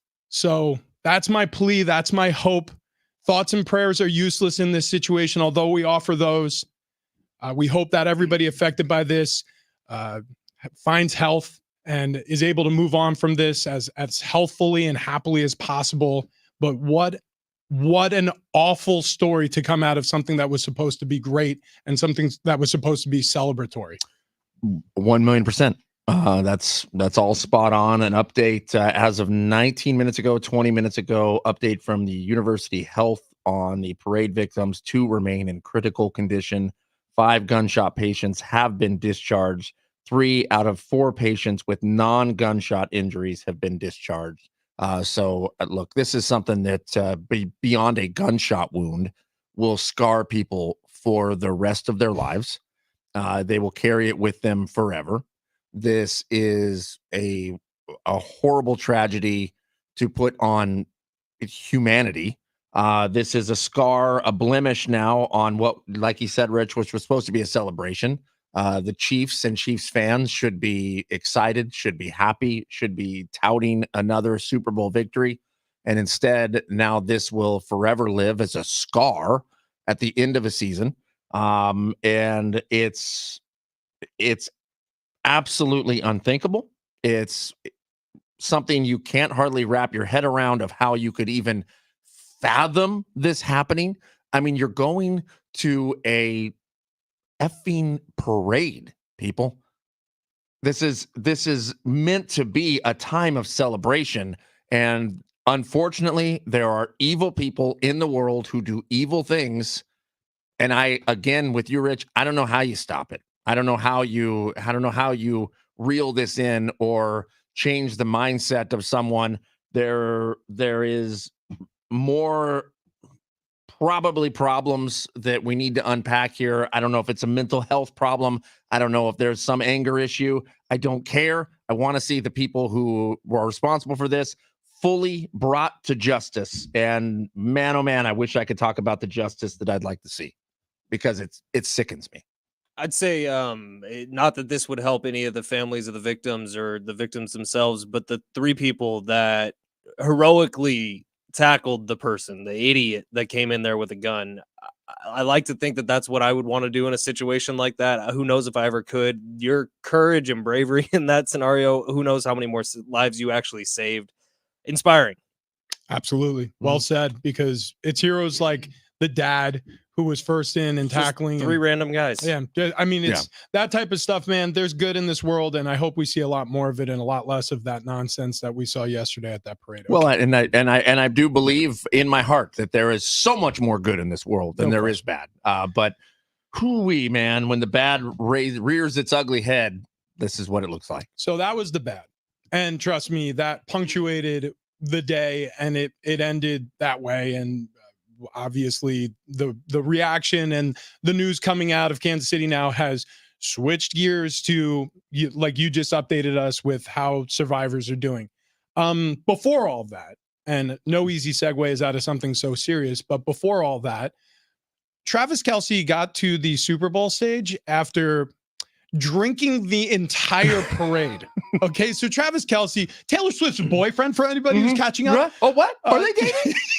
Yeah. First I've heard of this. Did you not hear? Okay, so yeah, him and Taylor Swift, the biggest pop star in the world, they're currently dating. She's on her Australian leg of the Eras tour. Yeah, look her up. She's Taylor Swift. It's Taylor, Taylor. Anyways, SORG. You got SORG 4760. Oh, Sorg 76. Yeah. Okay, so Travis Kelce, tight end for the Chiefs. He gets to the stage after the parade. Everybody had a chance on the microphone. Patrick Mahomes, Andy Reid, some of the ownership, front office folks, and then Travis Kelce got the microphone and he sung to the crowd. Here he is. I showed up in booze and ruined the Niners affair. The last one to know. We were the last one to show. We were the last one they thought they'd see there. And I saw the surprise, that fear in their eyes. And when we took that glass of champagne, Pat took that glass of champagne, I promise you. A little Trumpy there. Yeah. I promise you, took the champagne. That's a little Trumpy. Yeah. Only we through what I never. What? I've read in low places where the whiskey drowns and the beer chases. He should have just started there. Dude, 100%. Like he shouldn't have done the beginning part. I know he wanted to fit in the Niners jab, and that was very cute and fun. But when you're that drunk, just start at the part that everybody knows. Well, when you're that drunk, you don't know where you're starting. This confirms something. Travis Kelce, excuse me. This confirms that Travis Kelce is a listener of this show. I agree. So we do the Big Rich, TD, and Fletch Big Game Tailgate Party from K&B Bistro. By the way, Keg and Bottle, 10 locations around San Diego. Tony and Lydia Conja welcomed us into K&B Bistro for the Big Game Tailgate Party. There was an actual live goat in the building at one point. As well as like so many people. We were hammered drunk. And at the end of the show, we absolutely needed a ride home from our promotions department. And we too sang Friends in Low Places. It's not the first time we've done it either. No, we've done this multiple times. It's one of our favorite ways to sign off of show, to sort of show our appreciation, because guess what? The three of us, we came from some damn low places, and somehow we got slapped together, and we're damn glad about it. Yeah. So that has been an anthem for us, and I feel a little bit ripped off here. Like, Can we sue? I don't know if we could sue. It's Garth Brooks' song. Yeah, I know, because we're ripping somebody else off. Of course, we were singing the royalty-free version. Yeah. It would. I have acquaintances in some lower places. So Darren Smith, I only caught the beginning of Darren's conversation, but I feel like we could fill in the rest. And he brought up the question: if the Padres were to get so lucky to get a World Series parade, yeah, who would be the Padres' drunk dumbass, a la Travis Kelce? Oh my gosh, I would hope it would be like somebody who would be excited to be on the microphone. Yeah. That's my only hope. Is like whoever's the drunkest, I want them to also be like, I hope it's Machado. I think it would be Machado. So we've seen that though in the party, the post party. Well, the one not the NLCS, the one before that, the divisional NLDS. Round. It was after they Dodgers. beat the Dodgers. Yeah. And him in the locker room hammered, and he got hammered so quickly. He was talking to Big Poppy. You remember that interview? And he was wasted. He was talking about F the Dodgers. He was doing all the things, and that was the Manny Machado that I wanted to see all of last year. We didn't really get to see him. He should have played shirtless and drunk, soaked in champagne, and hammered for the entirety of the 2023 season, because 1,000%. that was the best version of Manny Machado. He's also 1,000%. the most likable he's ever been, outside of some of the doubt. stuff he does with kids around San Diego. I think that's all really cool.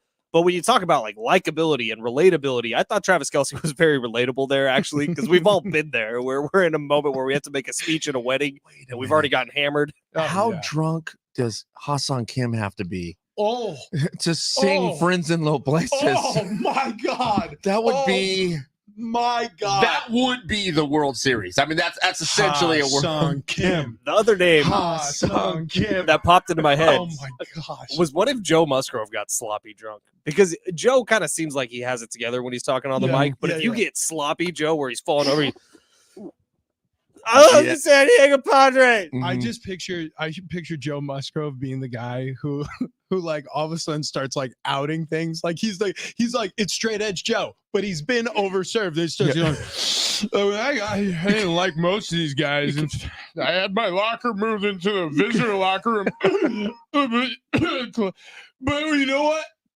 I moved my seat back into the clubhouse, and these guys, they really, at first they teased me. Machado gave me a wedgie.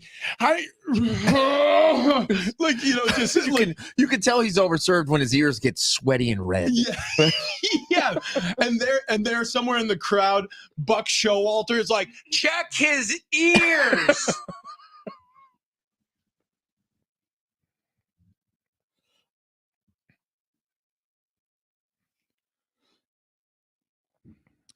Well, what I got is if you want to watch the Padres, you're going to have to pay for it this year. Just about $100. No big deal. $100 for the season, or $20 a month. So however that works out. Can I pay just for like the last couple months? Or, I mean, we'll see. We'll see how it goes.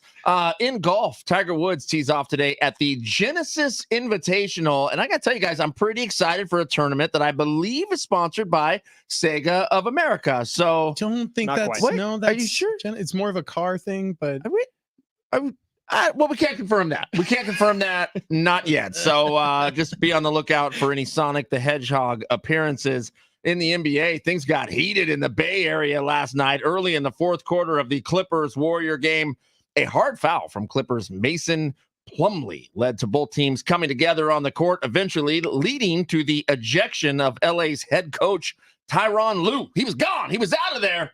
But in the end, the Clip personality, the Warriors 130-125.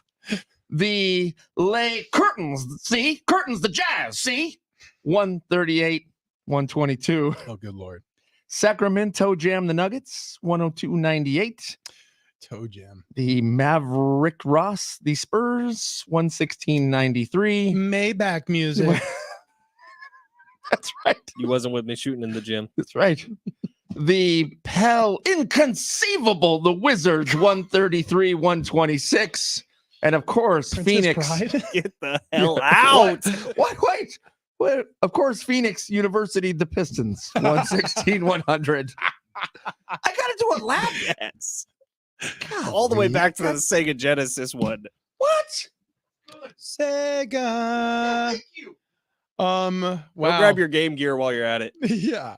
Sega Game Gear. That is a blast from the past. Oh man. Listen. I like that the text line starts saying take a lap, Travis, before he even starts his halftime. I know. As soon as they find out halftime is Travis Dale, I mean, they know it's coming. We know it's coming. So you mentioned something earlier in the show, Fletch, and I think we should revisit it. It's a fascinating situation to have Mike Vrabel, Pete Carroll, and Bill Belichick, all three without jobs. And there have been some coordinator positions opening. And we discussed a different angle on the Steve Wilkes firing from San Francisco. Us, TD and I kind of feel like it's more of scapegoating from Shanahan. You, Fletch, you were discussing the fact that you felt like there were problems with the defense, and that was more the reason. Either way, they got to hire someone. And you have three names out there who are capable, potentially looking for jobs, I would assume, although they're probably getting paid the end of their salary with Seattle, Tennessee, and New England, respectively.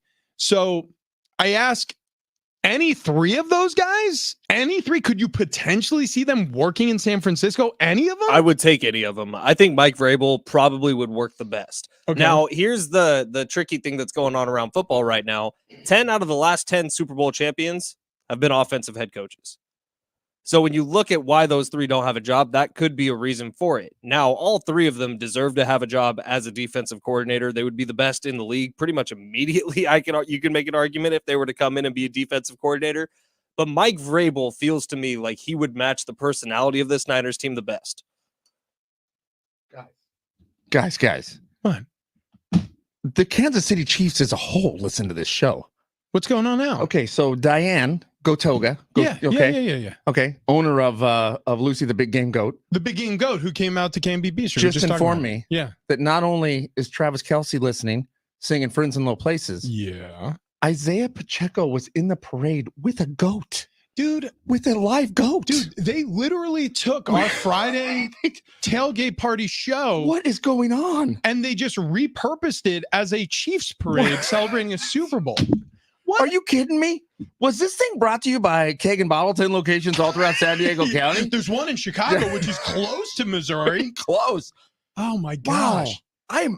I'm blown away right now. I'll tell you what, I'm flabbergasted. Yeah, I'm a little upset. Yeah, frankly, I think that pretty much that puts a bow on it. I'm upset. All right, we're going to get to those three candidates and whether or not they're a fit in San Francisco on the other side. But first, Fletch, I see you're very busy with your phone at always commercial breaks. Well, we got darts coming up tonight. Well, we got darts coming up, and there's a very special reason why you've been talking a lot of darts. Well, Prize Picks offers dart packages now. Yes! So you are able to pick more or less on people throwing darts at a dartboard, and it's electric, and I cannot wait to watch tonight because you better believe I have a lineup set because you can now win up to 100 times your money with Prize Picks with as little as 4 correct picks. You can turn $10 into $1,000, and you can do it on darts tonight. Prize Picks is America's #1 fantasy sports app with 3 million members here.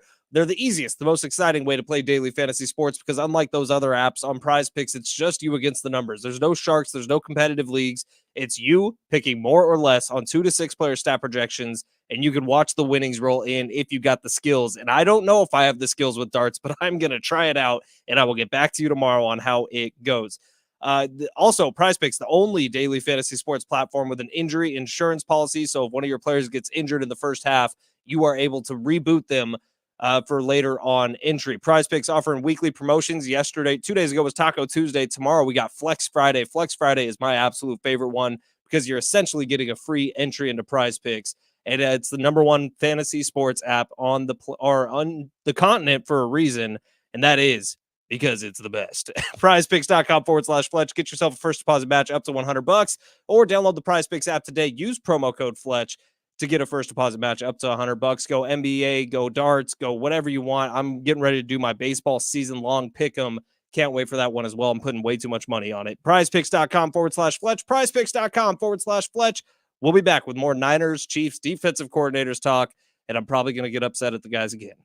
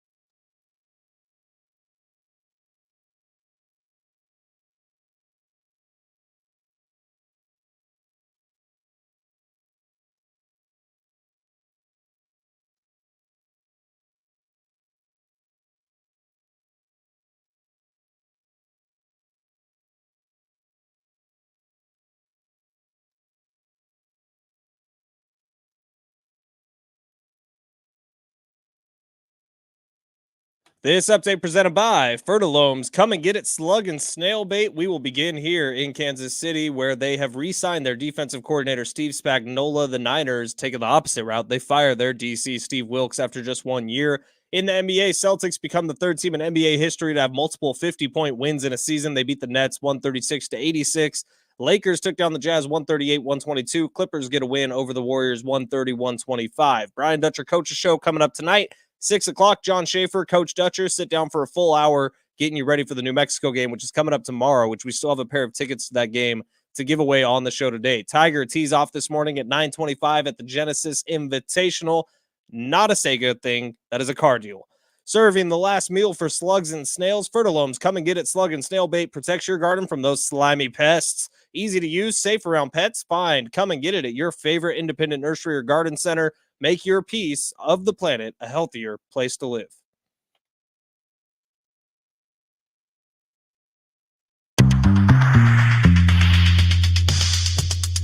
Oh, yeah.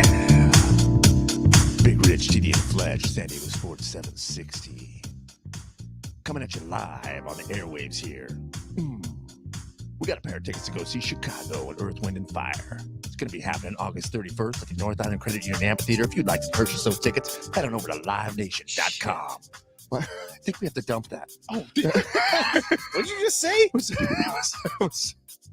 right in the middle of that. All right, there was, start the there was read an over. There was an S-bomb. Okay. Sorry. Chicago Earth, Wind, and Fire ticket. It's going to be at livenation.com. All of that smooth, buttery jazz that TD just Yeah. talked over all just got deleted Right. because you. I was talking like but this that the means whole that way.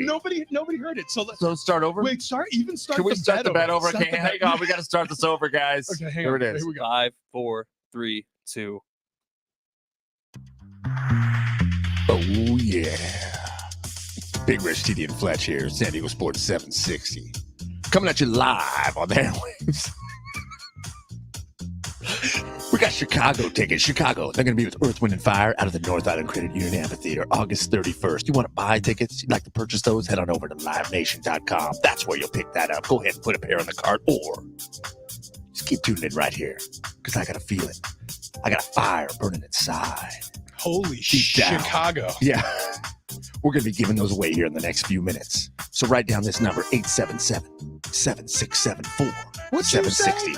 I said 877-7674-760. That's the number you're going to need here in the next few minutes if you want to go see Chicago. Speaking of Chicago, tomorrow's a Bar Card Friday. It's brought to you by Keg and Bottle. 10 locations all throughout San Diego County, 1 in Chicago. One in Santa Barbara. Ooh. 12 locations in all. We just got the update from Tony K here, who showed us a photo of what we're going to be drinking. We're going to be drinking some mezcal, and I'm looking at the label thinking, I mean, it's going to get weird here tomorrow. Oh, I mean, it's going to get weird. TD got turned on immediately. Yeah. Super Wait, pumped. I did. I was like, whoa, it's going to get weird. And then you immediately said, Sex. that's what you said. Yeah. So Rosa Luna Right. is the name of the mezcal, and it's got 2 naked ladies on the label. I think it's Karma Sutra. Dude, this is like, you know what? This is why I like liquor. And that's where that sentence ends. That's it. That's it. That's it. There was a Q and a U in that. That's right. Yeah. And that's where that sentence ends. All right. So Big Rich, TD, and Fletch with you, San Diego Sports 760. We're having a lot of fun this morning. Okay. I mean, we know how to do that. Yeah. And certainly the Chiefs do, but they stole all of the ways that we have fun, like on a typical Bar Car Friday. I don't know, like a big game tailgate party that we had at Candy Bistro. They stole the idea with the GOAT. They stole the idea with singing low places on their stage. Right. Whoa, text line saying Mahomes was drinking Boosa, Kelce was drinking Tiger's blood, and Chris Jones was holding up a testosterone sign. Yeah. I mean, look, it happened. Are you it happened. kidding me? Who rolled in the GMC? That's what I want to know. Yeah. Who rolled in the GMC? Was anybody playing Prize Picks? Wait, They all were. Listen, all I could see was perfect teeth everywhere. Ocean View Dental? Yeah. And guess what? Not Everybody- a fat one there. Not a fat one there. Not a fat Wait, one. And guess wait, what? They did it without exercise or counting calories or points or eating weird food. Was it STFatloss.com or KCFatloss.com? We don't know.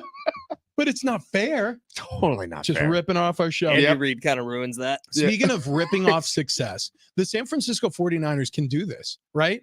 Because if you think about it, what the Seattle Seahawks had, especially on the defensive side of the ball, they literally had one of those named defenses. Willie Gay was showing off his arch supports. Sorry. Get the hell out of here. Are you He kidding? goes to the What? Good Feet store. I mean, there are 200 plus locations around the U.S. and You know overseas. what? There I might always- be one in the Missouri-Casey area. I always thought like this guy stands up so tall, He and he's does. got such a great gait when he walks. Thank you. Gosh, Uh, golly. I Hmm. mean, like, and he always looks like he's strengthening. Always. And they were all eating steaks that were from Japanese cows who mixed with New Jersey heifers. yeah, that's right. That's right. Golly. You That's remember how the, you get American Wagyu. Wow. I'll tell you what, our buddy Frank the Tank from the Remy, Mhm. I miss doing his ad reads. In Same. fact, there are Oh. still times where I text him like, you sure you don't want to come back? Because we may find another restaurant who wants to advertise with us. You sure? I love that guy. Anyways. Describing cow sex is a top moment on this show. Right. Yeah. And it Right. happened multiple times a week.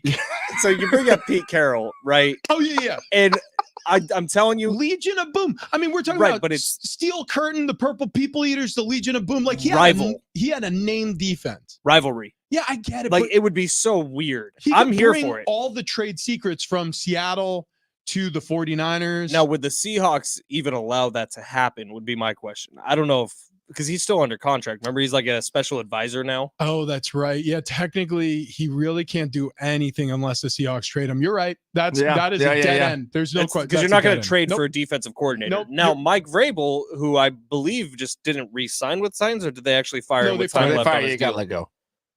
You're not going to trade for a defensive coordinator. All right, Bill Belichick it is. Well, no. So he got fired. No, he's fine. He's available. Vrabel's available. So they just have to pay him. He's not under Yeah, contract. yeah. Hmm.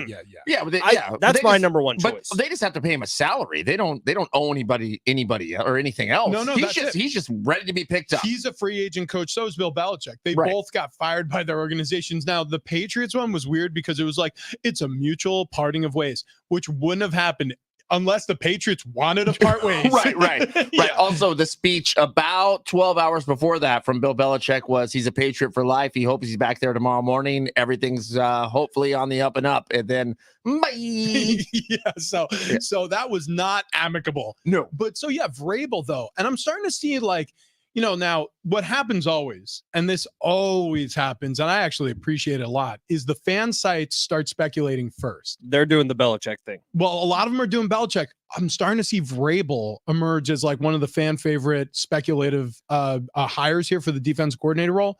And here's why I think it might work, because look, the culture Vrabel created in Tennessee, undeniable. The guy's electric. His players love playing for him. That was never a problem. Ask anybody in Tennessee who covered the Titans. They love Mike Vrabel. Now, Fletch, we talked about this, and I know that I'm reopening a wound. I'm not going to put any salt in it. I'm just going to say this.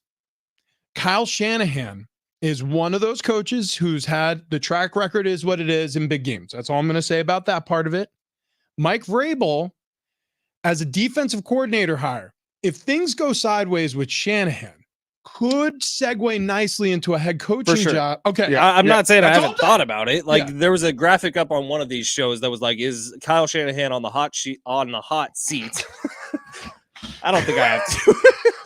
I'll dump it. Just in case.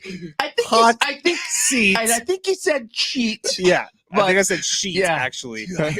But he that's the is- second time this week. How is he not on the hot seat next year? I got to stop drinking Like coffee you in a have this, segment. the roster built to be a At Super Bowl winner. At some point, TD is going to be doused in coffee one of these days. I hope it's still like 180 degrees coming out. Yeah. I'm going to be so upset at myself for doing it too, because it's a natural I reaction. want to go home. I turn to my left and then I look at him, and then the face he makes when I'm about to spit coffee, I'm like, oh, It's happening. So to answer the question, yeah. yes, he's on the hot seat, Okay. in my opinion. And if you bring Vrabel in, that is a pretty nice elevation. Okay, so You feel like Kyle Shanahan for real's on the hot seat? Yeah, dude, it's the San Francisco 49ers. They haven't won a Super Bowl in 29 years. It's you need to win.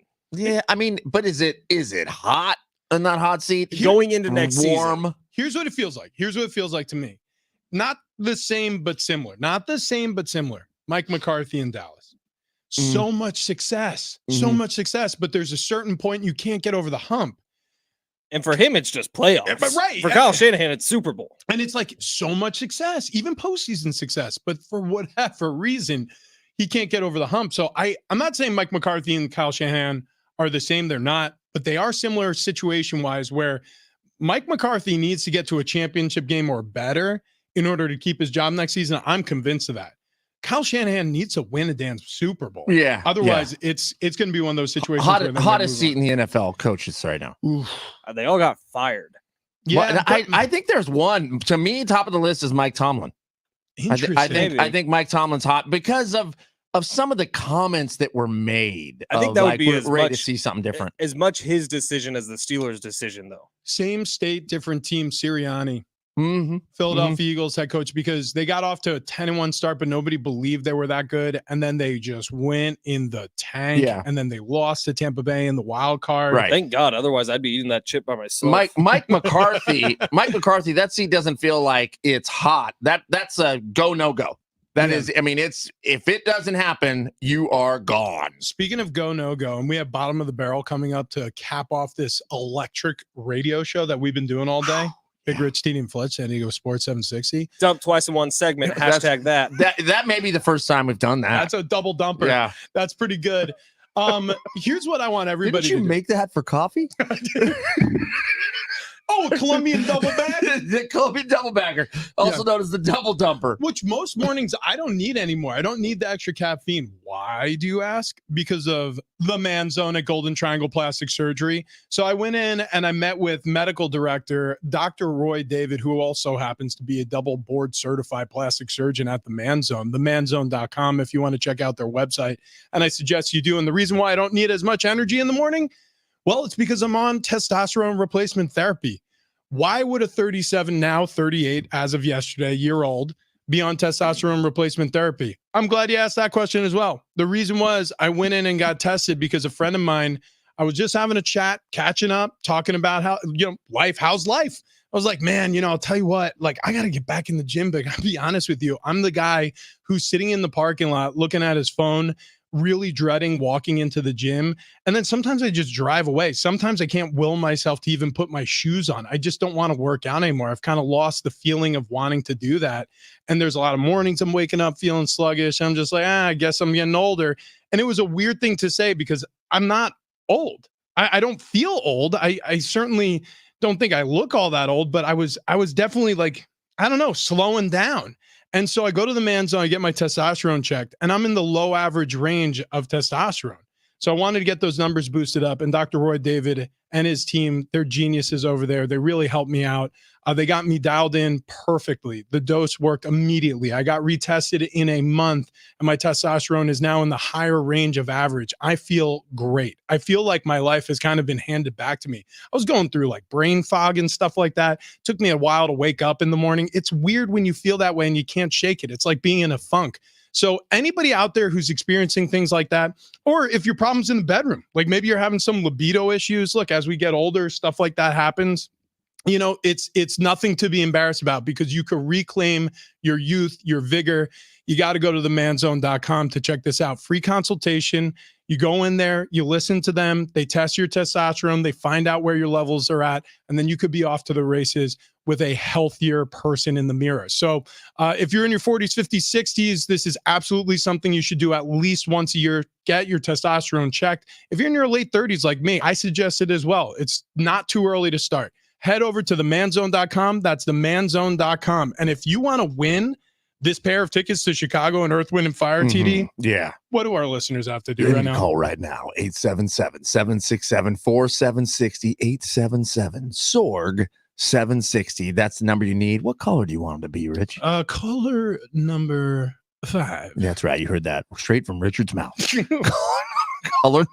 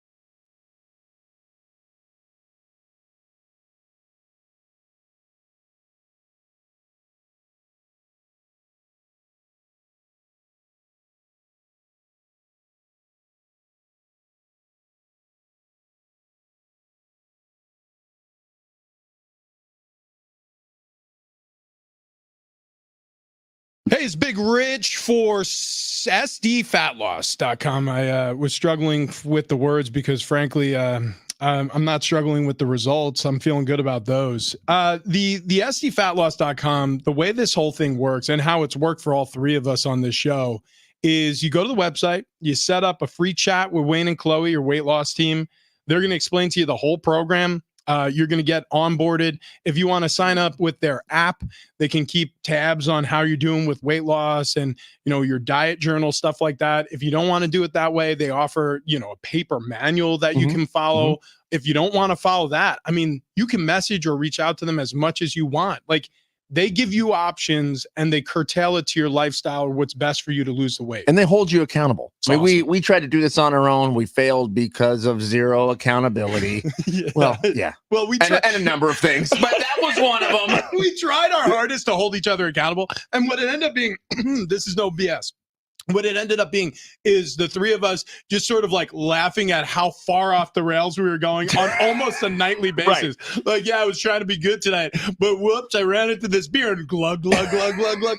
But listen, that's the actually cool part about this is, if you're a beer drinker or you're somebody who likes a donut every once in a while, or if you're somebody who likes to indulge in some desserts after a nice meal out with the wife or the spouse, you can do that. They set you up for a lifestyle where you're not going to be depriving yourself of the fun experiences about life. It's called the 80-20 rule. You'll learn about it on the maintenance phase. Because they get it. They know that's not sustainable. Exactly. You got to live your life. So they get it. And that's why it works. And it's awesome. We've all done it together. We've lost a tremendous amount of weight. On this show alone, we've lost over 120 pounds cumulatively. That is an adult person that we've lost. So we used to be a four-man show. We didn't realize it. And now we're down one. That's good. That's good. Yeah, look. So if you got a lot of weight to lose and you're tired of the fad diets where you yo-yo diet, meaning you lose a bunch of weight and you gain it all the way back, this is the plan for you. SDFatLoss.com. Head out to SDFatLoss.com.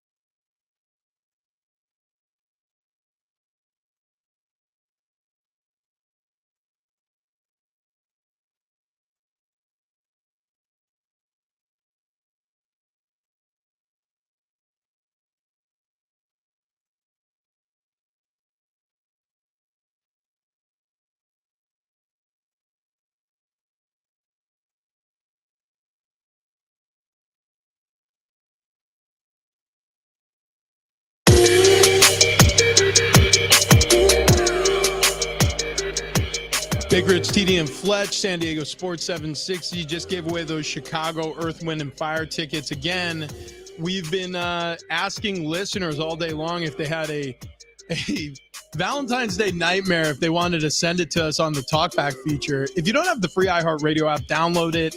The Talkback feature is a lot of fun. You hit a microphone button. You could send us a clip. We can play it on air. And so to the best clip we got today on Talkback, we will give the Aztecs tickets to who won those today, Fletch?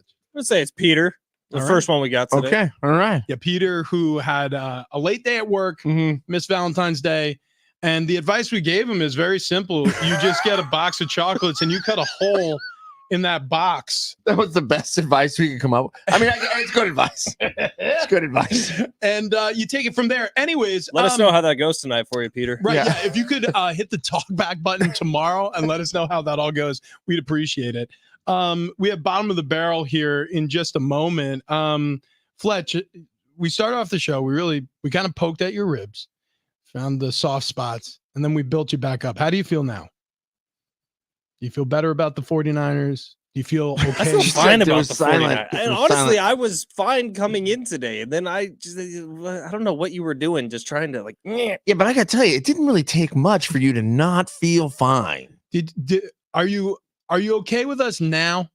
I just don't. Why was it so bad that I was like fine with them firing Steve Wilkes? Like I didn't No, love Steve Wilkes no, at all no, this season. dude, It was yeah, the worst fine, defense fine. they've had in Totally like his 3 fault. years. Yeah, And yeah, then you- while I'm trying to explain that, all you guys do is just keep talking and talking over me. Yeah, and I then feel like just you're the keep one trying to poking. go with this run-on sentence here I know. to make sure we don't have room to Kind of fit feels like anything else in. you were filibustering. Actually, we both said, I think at the end of that segment, dude, it was all Steve Wilkes' fault. Yeah. And it has nothing to do with Shanahan Thank God he's gone. flaming out Yeah. in the championship round of the Super Bowl Bottom of many the barrel. times. We're out of time. Bottom of the barrel. There's a woman. I don't know where she's from actually. Now that I'm saying this, her name is Victoria Hill. Apparently, in high school, she was dating her half brother, Been there. and that's where we'll leave it. No.